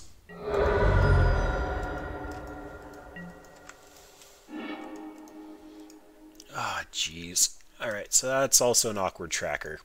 So for now, just going to hold up Lightning Bolt and Assassin's Trophy. When we get a landfall drop, Tireless Tracker can come out and be a big boy.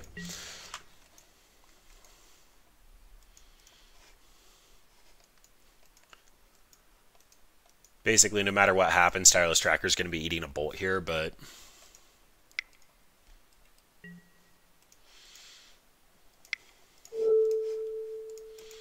Yep, this is where we're at. And then opponent's got Cryptic Command up.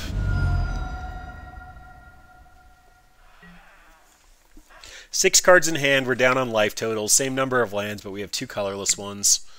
Detention Sphere. Okay. Honestly, that wasn't giving us too much value right now, opponent.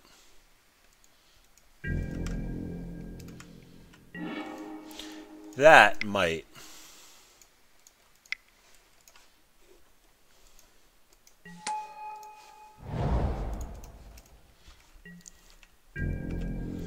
Same logic as before, basically waiting for them to try to remove Tireless Tracker before I crack the clue.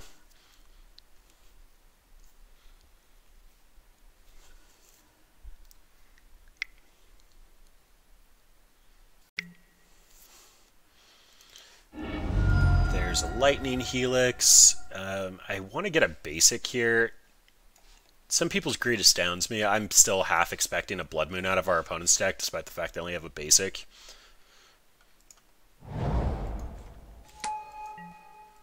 Plus, last time I checked, they don't actually run Field of Ruin.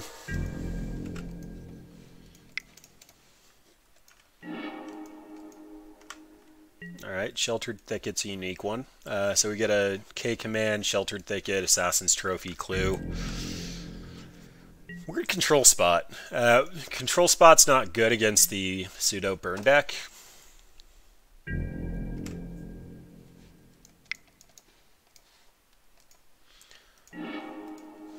But we're doing things that we care about. And opponent's just drawing cards.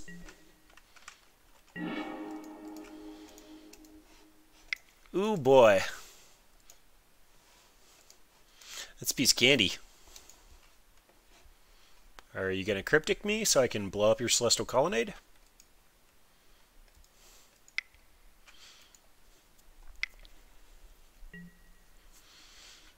Counter draw. Alright, well, definitely showing that we can keep up with Jeskai here. Probably not going to take the win because of the mulligan, but definitely showing we can keep up. This K-Command can pick up another Fulminator Mage or Tireless Tracker. Tireless Tracker's probably got to be it here. We've got to start getting our clock on. I'm sure opponent is just holding all kinds of burn and pass and probably a Secure the Waste, but...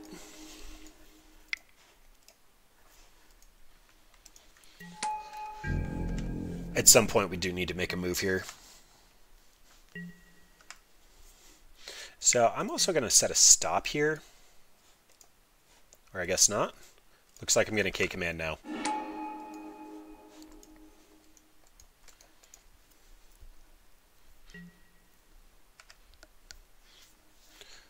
Alright, so Lightning Helix should be pointed at my face.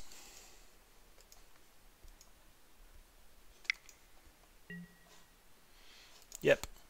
And that means return target creature and deal 2 damage.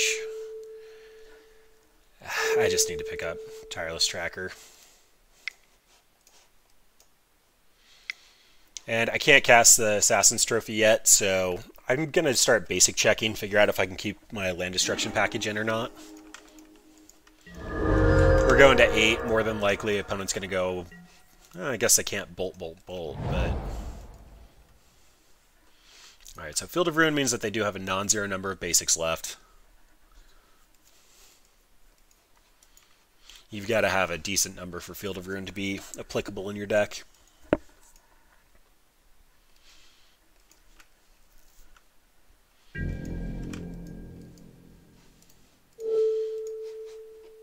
Show me what you got. The blue here means that they can't hit us with a burn spell while they're floating mana. It does mean I might be giving them the red to bolt me, but we are very far behind, and this knowledge should help at least a little bit.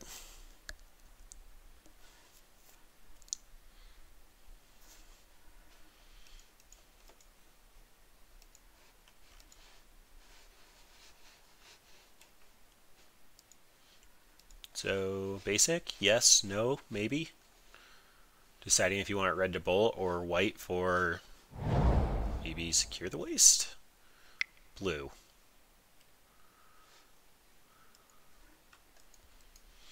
Alright, well if they're just floating 2 and they pass priority back to me, that means that we're moving along. Oh, that's fine.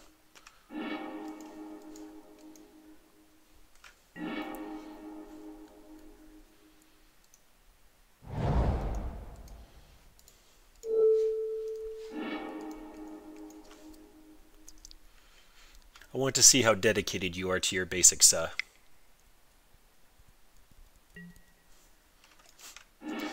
Alright, so it looks like Lightning Helix.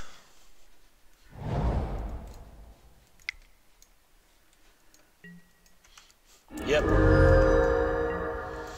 Alright, that seems like a really roundabout way to do that, but whatever. You do you, opponent. I'll do me.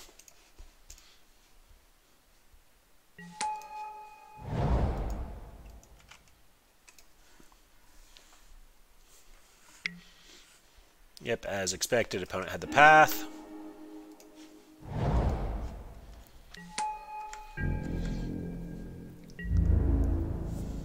And Bird can pay for Clue and Assassin's Trophy, no need to send a point.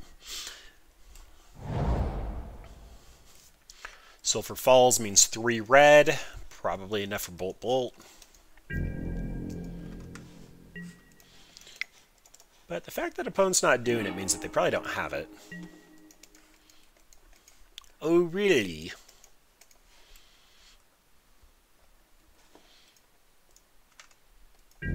Alright, so holding onto the Copperline Gorge, same reason as before. We can get a clue off of Tireless Tracker.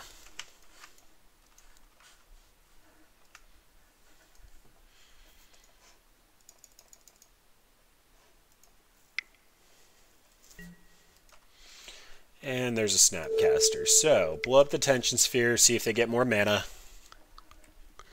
They've shown us at least 5 basics, which means it's going to be really hard to Ghost Quarter them out, especially when they're on the life game plan.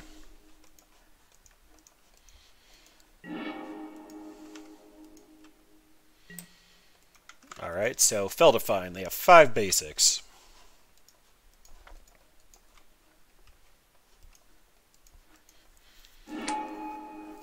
Depending on what they target also tells me if I can interrupt their mana base here. If they target Helix, then that means that I can blow up their white source. If they go for Electrolyze, then I'm kind of screwed, but...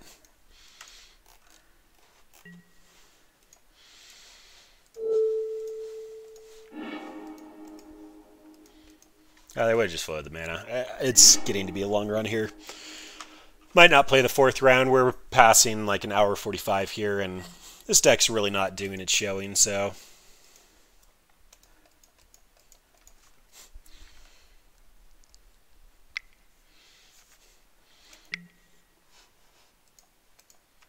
Yep. I'm just going to hit their white source. I really don't care if they have another threat to follow this up. Now they're out of white, which means they're just on blue-red.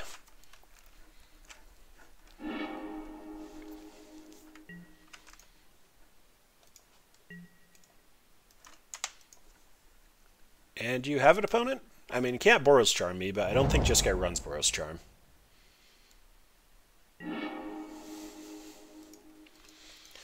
Alright, so K-Command picks up Tireless Tracker with no value. K-Command picks up Fulminator.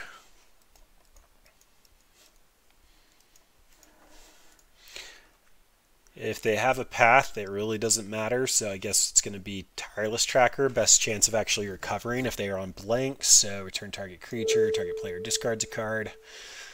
I'll grab my tracker, you discard.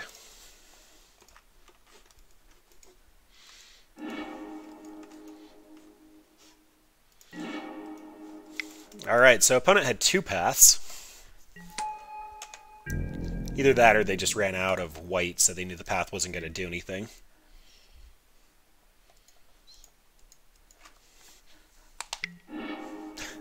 Hit a bolt. I mean, I guess that means it's good it went to the tracker instead of to us. No, I was supposed to keep that. Oh well, opponent's at 27, and we're both on top decks. If I cracked this, I died a bolt. Seismic Assault would have been able to discard it. I really don't want to show that unless I absolutely have to.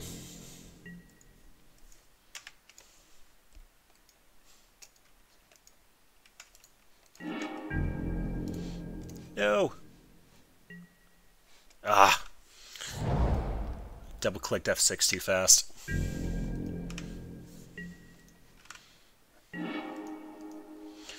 Alright, so that's kind of interesting. So let's go ahead and Life from the Loam.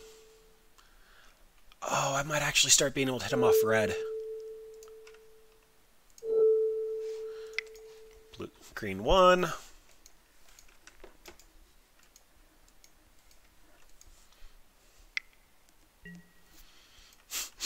Negate the Life from the Loam. Alright, well, that's one not pointed at Crucible of Worlds. So we get to play the Ghost Quarter. And if we take him off of red, we might have a decent shot of taking this.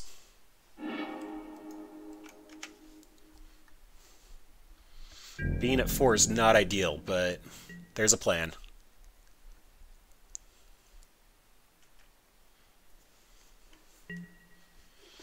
I'd love to Dredge Loam.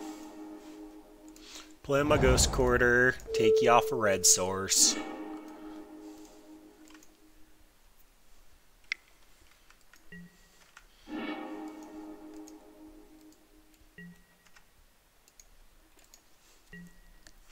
Yep.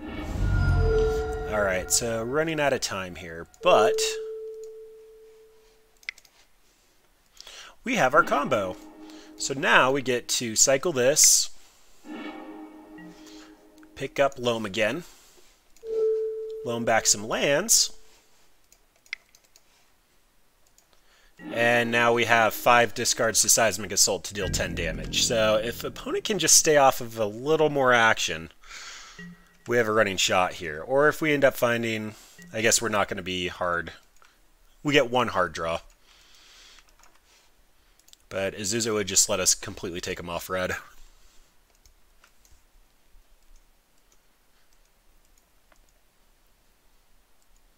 Actually, I didn't pick up the Cycler land, so we do have to dredge.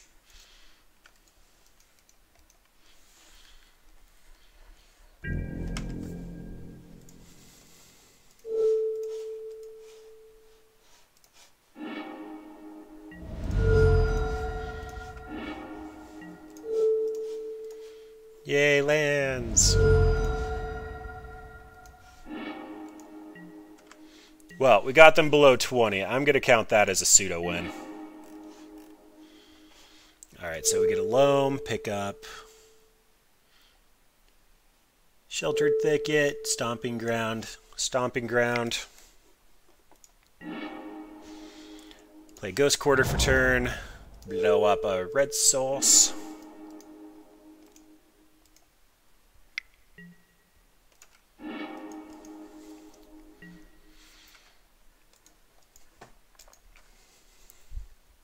Do you have something to do for blue? Didn't think so. Then what do we still have left in our graveyard? We have one Azusa, sorry, in our deck. One Azusa,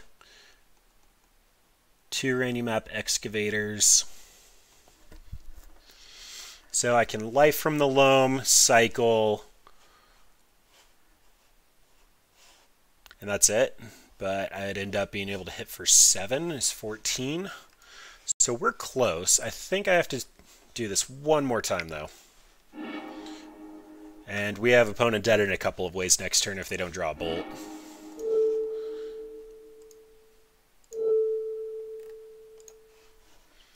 Well, we finally did get to show it off. It was just in the slowest game ever versus Dredge.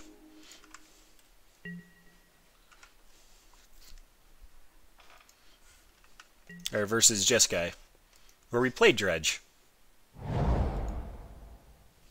Hallowed Fountain is a white source. That might mean that they can cast a Lightning Helix, or snap into a Lightning Helix. Although they could have snapped into a Bolt.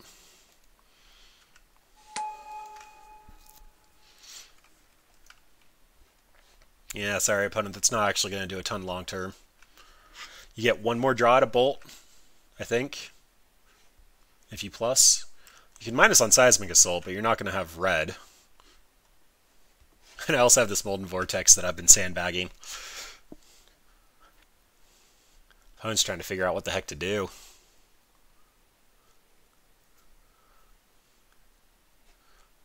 Do not appreciate my grind, opponent.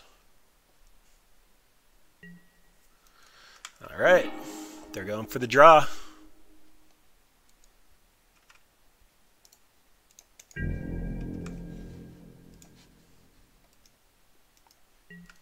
Alright, so they get priority to cast a spell. If they don't bolt me, I will just throw a couple of things at their face.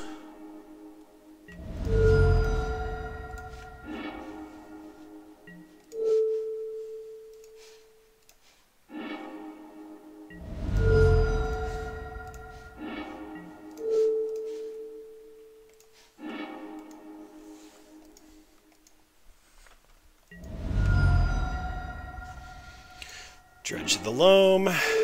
Loam back some cards.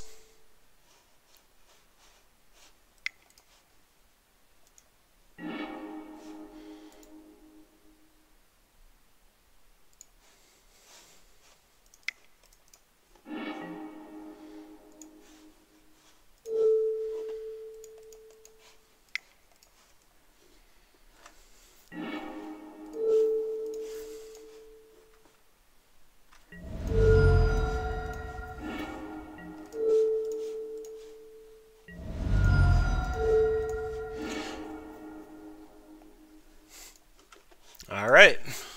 Honestly can't believe we got there. So, Corsive Crucifix comes in. Choke definitely comes in. EE, I have a consideration for. I'm not overly excited about it. It's basically there to hit Snapcaster, and I know some of the newer lists have... Oh, I'm blanking on the creature. Well, some lists end up sideboarding into Young Pyromancer anyway, but I think there's another third creature that people have been playing with. Leyline of the Void can make their Snapcasters go off. Honestly, we're just a better graveyard deck. I'm not overly concerned with that. The Seismic Assault won us the game. Molten Vortex is terrible, though. Like, being able to pick off a Jace is kind of eh. Lightning Bolt can hit a Jace that brainstorms for whatever reason, so that's good enough. Lily can kill Snapcaster Mage. Bloodbridge is fantastic. The Jace Assassin, plenty of value. Tireless Tracker will get us there. Azusa's fine. I'm okay to cut a land here. I actually think I might be cutting a Ghost Quarter and probably a Randy Map Excavator. I'm expecting some sideboard hate. Randy Map just dies to Bolt. Cutting the land is just a consideration. We've been flooding out kind of hard. I think 24 might be too much for this deck, despite how many lands you need to combo off. But that was the first time we've done it all night, and I'd kind of like to steal this win if possible. Plus, opponent showed us 5 basics, which means we did successfully cut them off their lands, but that was the most awkward game I think I've played in a very long time. That took 10 minutes on both sides. I almost milled myself, and I took them off of red. And this is awkward bolt hand, but bird's going to get bolted, so we have a little bit of time. We're on the draw. I really don't want to mulligan.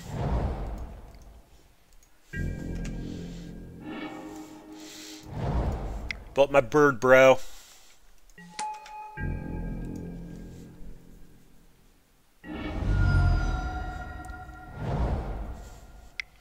Oh, I thought you had lightning pointed at you, little buddy. Should we grow attached and be friends, or do you think you're not long for this world?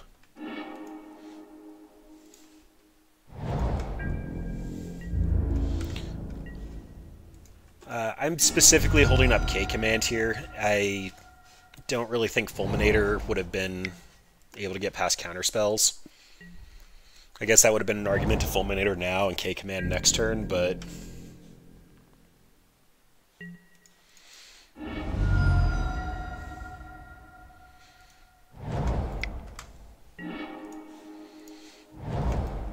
alright, so I think I am actually on Fulminator this turn. Just because opponents really clearly been holding stuff up, and I do have the K command. If it comes to it, if they try to tap out for Jace next turn, I have a bolt pointed at it. Ionize. Interesting. Alright. I know some people were excited to try that, but I never really made any waves.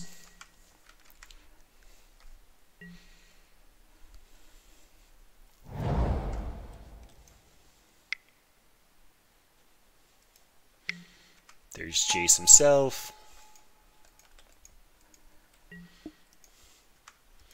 So, I know I've been messing this up lately because I've been getting antsy, but you're supposed to allow Jace to actually brainstorm so that they think they're keeping Jace, know what to do. They don't currently have a fetch land, so they're only getting one card deeper than they would next turn anyway, so typically there's not much to be said about a turn 4 Jace, but you should let them actually make their mistakes. Now, I can Ghost Quarter. They'd end up being land neutral, but we would... I'll still have Cryptic. This would come in untapped. I can K-Command, still hold up Bolt. I can just K-Command now, make them discard and pick up Fulminator, just be a solid 2-for-1. Seems like highest upside. And I like highest upside. And then I'm actually tapping the bird. If they go to Bolt Bird and then do something later, I can still Bolt in response. Like if they end up dropping a mountain and end up bolting, move to phase 2, play Jace, I can still Bolt Jace. This is telegraphing what I'm doing, but this could also be a bluff. This is just cleaner play.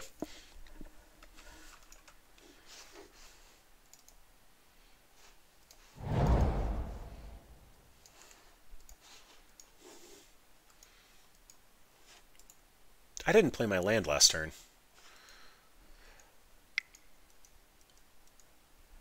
Alright. I've been up since 2 for the most part, so feeling a little loose at the moment.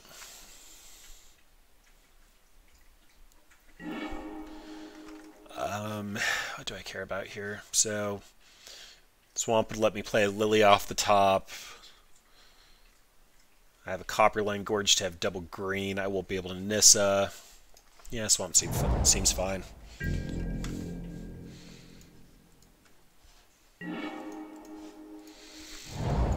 Alright, so opponent has up Logic Knot, but not Cryptic. They've already used one Logic Knot. Most of the time in these lists, I believe, I have 2. If I choke, opponent has mana for Detention Sphere. I think I'm just on Fulminator. I can blow up a land if need be and hold up Bolt. Choke can come down when opponent actually taps out for like a Teferi. Then I can just choke an Assassin's Trophy it.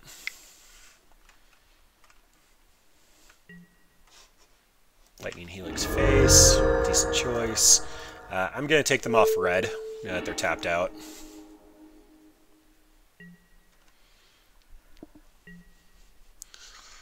Like, if you slam a land and do a Teferi, I'll be so happy. We can be best friends, opponent. Do you not want to be best friends?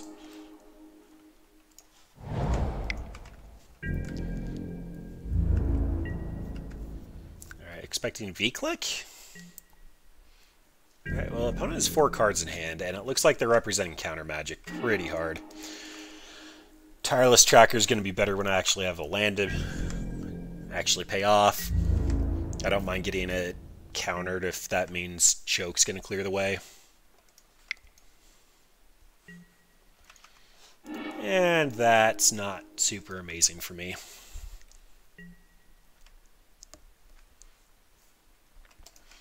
Opponent has a fully stocked hand now.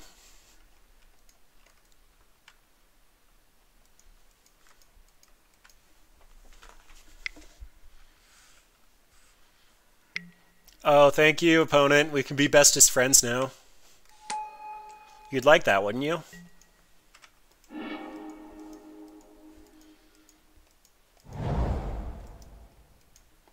So my sequencing, because I can still kill Teferi even if it happens this way, is to allow opponent to untap and Assassin's Trophy.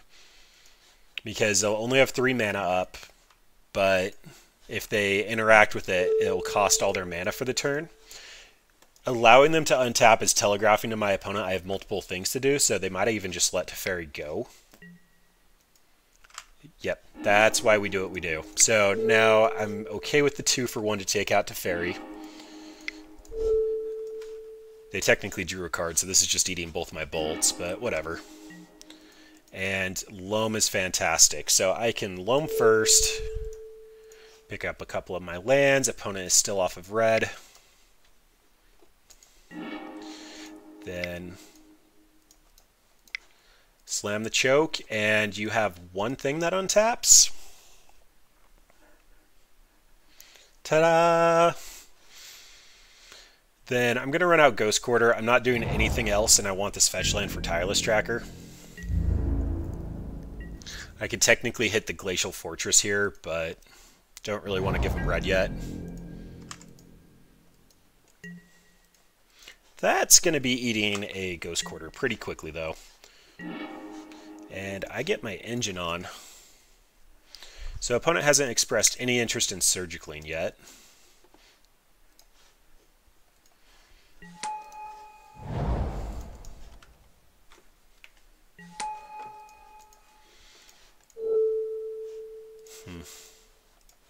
Alright, so that means Ghost Quarter goes down.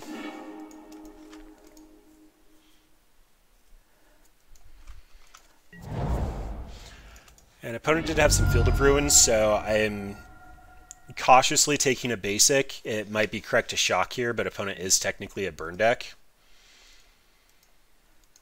Yeah, and that is a consideration when I fetch, but it's doing things.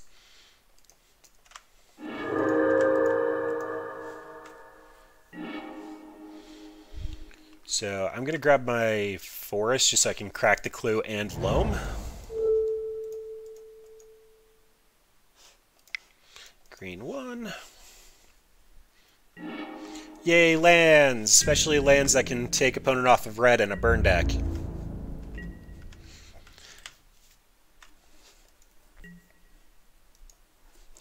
And I shouldn't have cut a Ghost Quarter.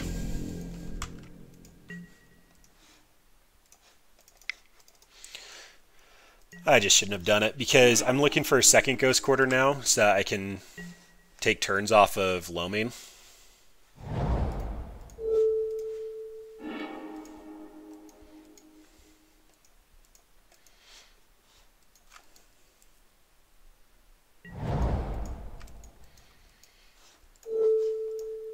And effective use of mana is to Loam here, although I think I do have to take a couple of turns off.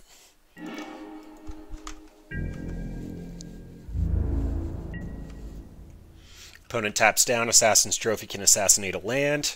Opponent's got... oh, no basics left. I should have done that before they started doing things. Electrolyze?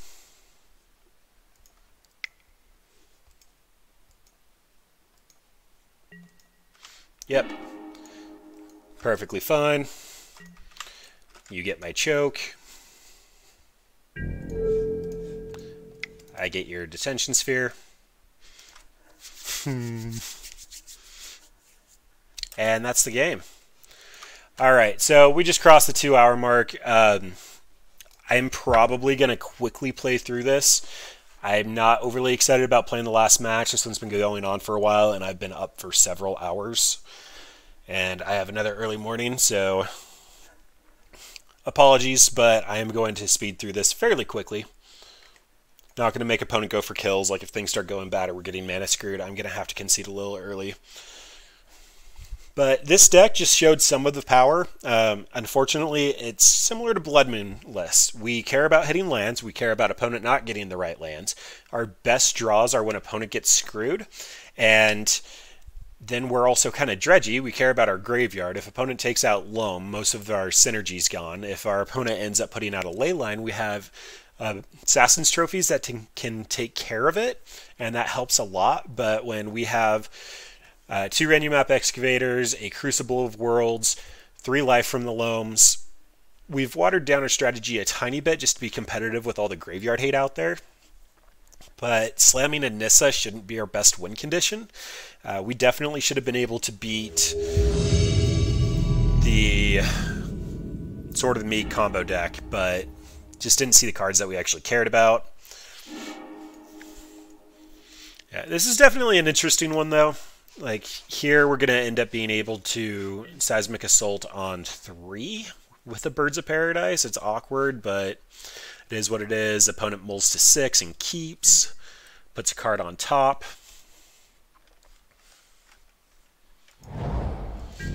Alright, so this is looking like it's potentially Death's Shadow. Hey, we can Seismic Assault on 2. If it's Death's Shadow and we land the Seismic Assault, we are very happy, like just so happy. We can just shoot them in the face when everything's said and done. They have to start taking their life total conservatively. We're going to burst kill them across like 2 turns. We can strip away all their mana since they don't run too many basics.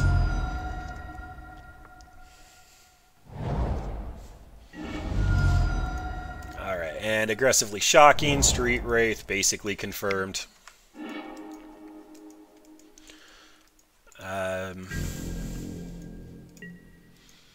Oh boy. So I can Molten Vortex, check to see if they've got Stubborn Denial. We still have Birds, so they won't be able to do anything through it. But then I can Bloodstain Mire, try to loam back 2 of the lands. I don't want my life total to go too low here. We need a red source. This black source would be great. So we'll take the shock. Go ahead and loam 2 lands back. And then we're representing just being able to ping something for 4 immediately. But we can ping for basically 6. Potentially 8 if we draw a land.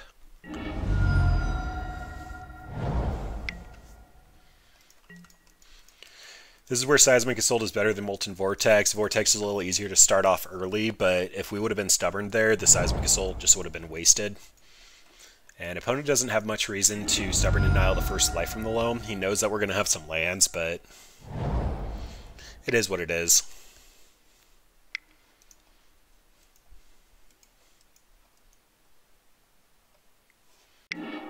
Alright, there's Mr. Fishy. So I'm going to be doing Seismic Assault. I'm going to discard 3 lands. So I do want to dredge. Those were good cards. But we're going to go red, red, red, Seismic Assault, so that we don't have to actually pay mana every time we discard. Then shoot. Maybe shoot. Dawoop. Ghost Quarter's coming down. Probably going to be basic checking before too long.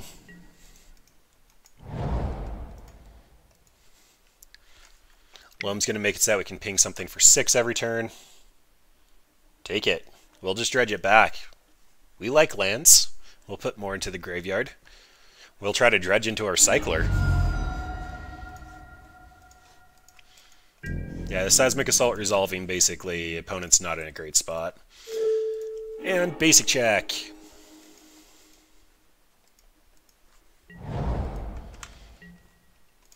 Alright. Ghost Quarter, 2 more. And... Alright, do I want to be able to kill a Gurmag Angler on end step, or do I care about hitting my land drops? I think I care about hitting my land drops. The opponent's deck functions off of like 3 mana, so I don't necessarily care about what they're doing. They can hit for 3. Potentially put out a kind of nasty Death Shadow. But depending on how low they go, we can just finish them off. This Life from the Loam is going to represent 5 damage next turn. Crack it. You know you want to. Go do it.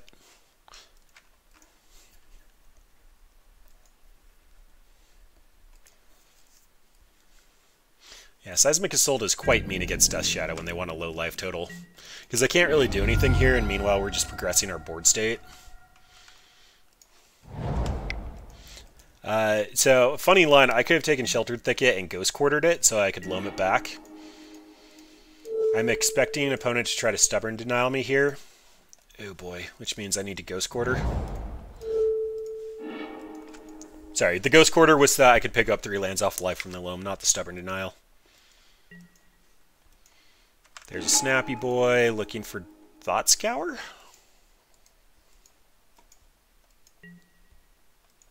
Okay.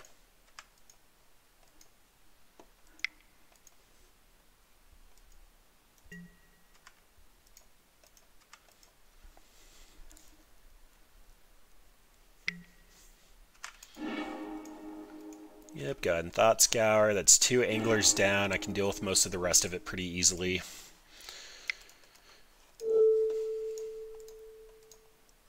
Also means that Stubborn Denial is not going to be a problem. And things are looking kind of promising.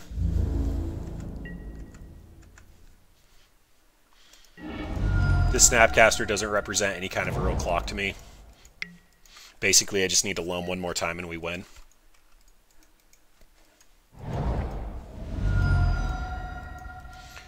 Or have opponent take 1 more.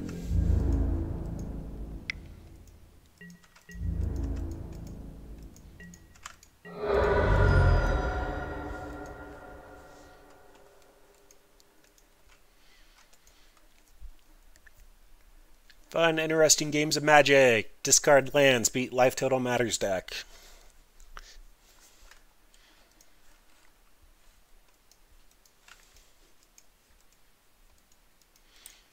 Alright, so of note, opponent does only have the 2 basics. And opponent's telling me that I have to kill this now. So...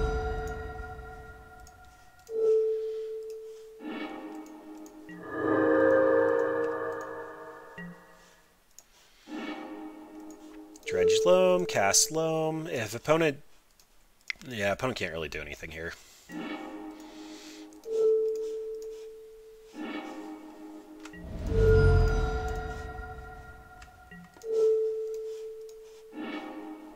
All the burn things.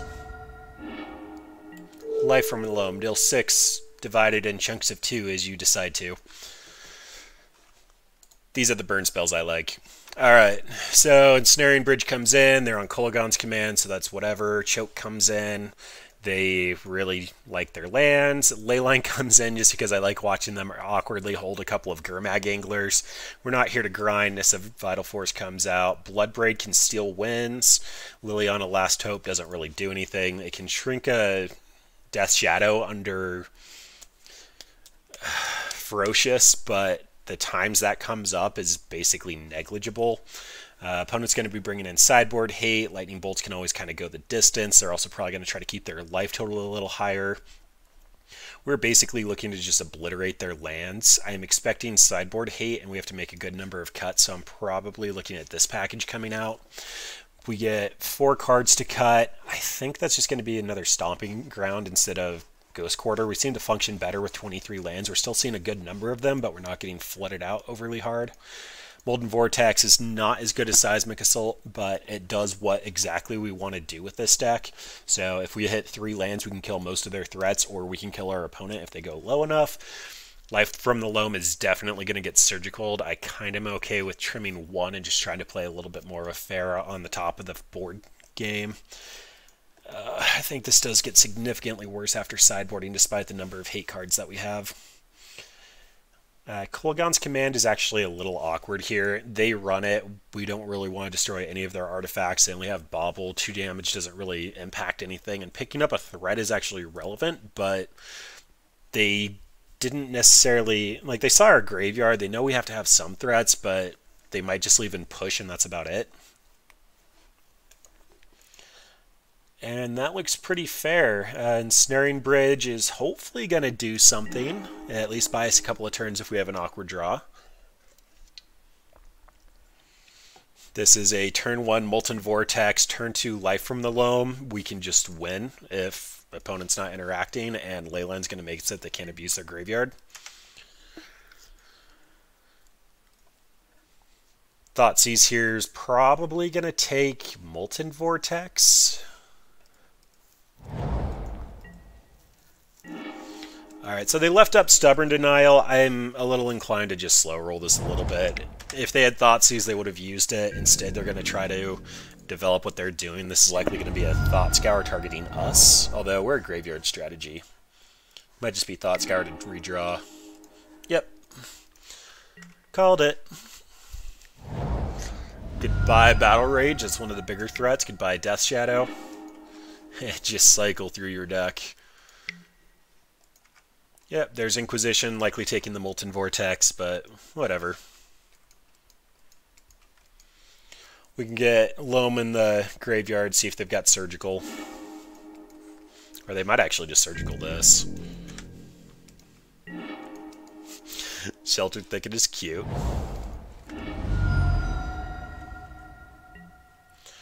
Alright, so I want Forest, and I don't care about double black anymore, so I guess just Stomping Grounds? Yeah, Seismic Assault's a thing. Taking the shock is kind of bad against the aggro deck, but sure. Turn Loam into a land, see if opponent's willing to Surgical it. They didn't see the Sheltered Thicket, so if they let us untap, we can protect it.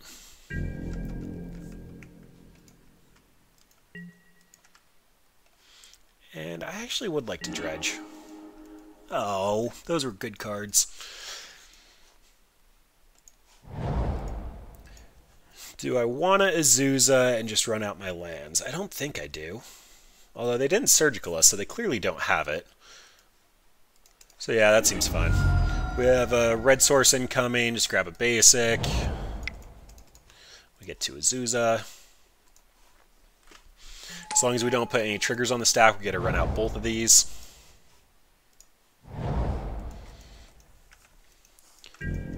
And that play is a little weak to the Tireless Tracker, but we're going to have 2 things to pick up with Life from the Loam and potentially 3 things for next turn, assuming we don't get pushed here. They do need to enable Revolt, which isn't nothing when we've shut off their graveyard and they've been Thought Scouring themselves like crazy.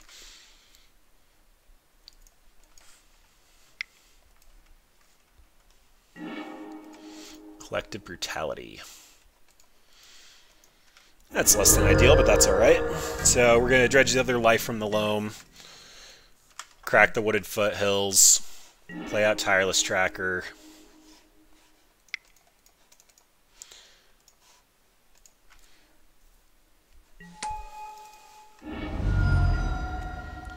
Yay, lands!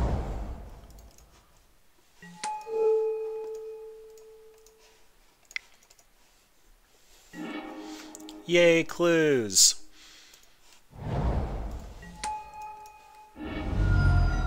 Opponent knows our hand, so no point in slow rolling this. Oh, I should have gotten a duel there. That was my bad.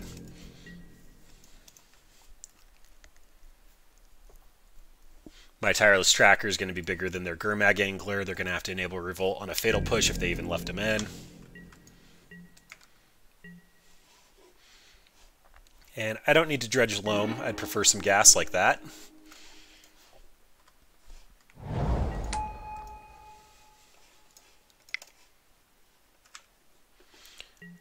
Grow, my little pretty.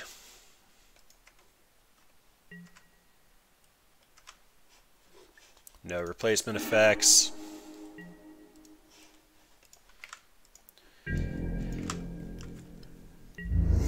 Get some beats in. We're going to put out our Birds of Paradise. It's not really going to do much, but we can still crack our clue. Opponent hasn't shown what's going on. We have significant card advantage. Pretty soon here we're going to find a Ghost Quarter.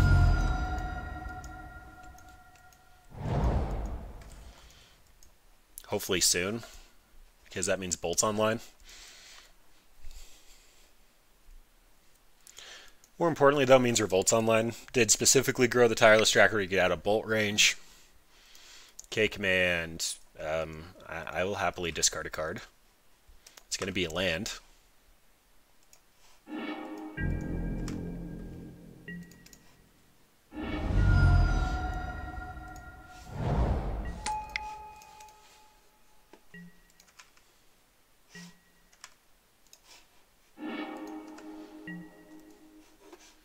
Cancel. Well, that does what I want it to.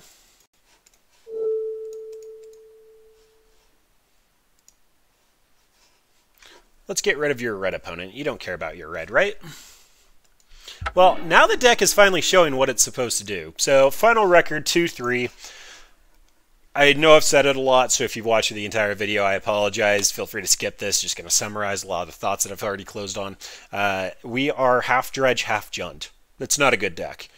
This probably needs some level of Stone Rain, because we are trying to do land destruction, and just being able to target a land seems great. We do tax our opponent's basics. We showed that a lot against the 5 basic Jeskai deck by some miracle of God. We showed that against the Death Shadow deck, which had 2 basics, which is pretty stock. Like, I know for a little while they weren't even running any basics, but like I said, people have been touched inappropriately by Blood Moon lately. Like, people are packing the hate. They don't want to see it. They don't want to have anything to do with it. We did cheese out a win against Jeskai with the chokes, but that's what this deck does, is we say you need to go get these lands, and if you don't have these lands, we win, and if you do go get these lands, we hopefully have a step above that. This deck could technically work with Blood Moon, but there are massive changes that need to be made. There are a couple of different versions of it that run the Hillside Crusher. I think that's what he's called. Basically flips cards off the top of your deck until you reveal a non-land and gets a 1/1 counter for all of that. He is the budget janky, just try to win it out. Got him pulled up right here. Nope, not that, that. So at the beginning of your upkeep, reveal the top card of your library. If it's a land card, put it in the graveyard and repeat this process. That fuels our Life from the Loam. Whenever a land is put into the graveyard from anywhere, it gets a 1/1 counter. You crack a fetch land, he grows for 3 mana. He's a 3/3. You end up Ghost Quartering. You Ghost Quarter yourself. You crack a fetch land. You end up dredging Life from the Loam. He gets counters. Beginning of your upkeep, you flip a couple of cards over. Being a graveyard deck, this is one of the budget versions of the deck with Blood Moon, and you don't care so much about destroying your opponent's mana base. Bloodbraid is cute. 3 mana spells are at a premium. I kind of just wanted to try it out. It's probably not synergistic enough with the deck. Probably just need to slot those out. Molten Vortex might need to be a sideboard card. Seismic Assault is amazing. We saw how powerful it was against Death Shadow when our opponent's just like, ooh, Gurmag Angler, and we're like, you do realize we've been holding lands, right? And just pew pew pew. Pretty good. Courser of Crewfix was our life gain. Also Value Town. If we need to go Value Town, we've shown that we can do it. Control matchups are actually kind of nice because we just stick to that Seismic Assault and tell them that they have to counter Life from the Loam every turn, as well as whatever we're trying to do for turn. We can slowly start chipping away their lands. I also wouldn't mind having something that shuffles itself back into our deck. I don't necessarily want an Emrakul to take our entire library, but something maybe along the lines of Elixir of Immortality, hopefully something I can trigger and put some cards back in. We did start to get a little low in those grindier matchups. I don't think Nexus of Fate is correct, but something along those lines. Fulminator Mage with Liliana is quite strong. We never really saw that, but her being able to mill over, pick up Fulminator, redeploy, K command, pick up Fulminator, redeploy, really punishes the non-basics, and we can also start Ghost Quartering the basics, and clearly it worked in some of the games, and it did what it was supposed to, but this is Stone Rain on what we'd want it to be. Ponza is more efficient at it. Arbor Elf giving a turn 2 Stone Rain is significantly better than a turn 2 Seismic Assault to hold off creatures. This is more control-y. It's a little bit more my style. It's a little bit more fun to play long term. You end up having decisions that you can make, lines you can take, but you do end up leaning on those sideboard cards. Shatterstorm would have instantly won against artifacts for us. And that's exactly what this deck does. Choke ended up beating Jeskai for us. And overall, not competitive. Hybrid of 2 decks, expensive cards, not synergistic, not super powerful. If you want to play this deck, go to Legacy, because you end up getting not only Life from the Loam, but you get Merit Lage as a one-shot. You end up getting Grove of the Burn Willows so that you can pick up your Punishing Fires. Then you are significantly more locked into the graveyard strategy. You fold harder to graveyard strategies, but you also fold to combo almost immediately. The deck is so much fun. You have to play online though. Tabernacle's like $3,000 in paper. I think it's even gone up since then. So Tabernacle has to be in there for Pyromancer though. That's another deck. Should probably stop talking about it. Lily of the Veil, Fulminator, K-Command package, awesome. Seismic Assault, Loam package, pretty good. Put them both together. You have a valid deck, but it can be better. Well, everyone, thanks for watching. Sorry about the loose plays. I'm going to go get some sleep. And thanks for watching.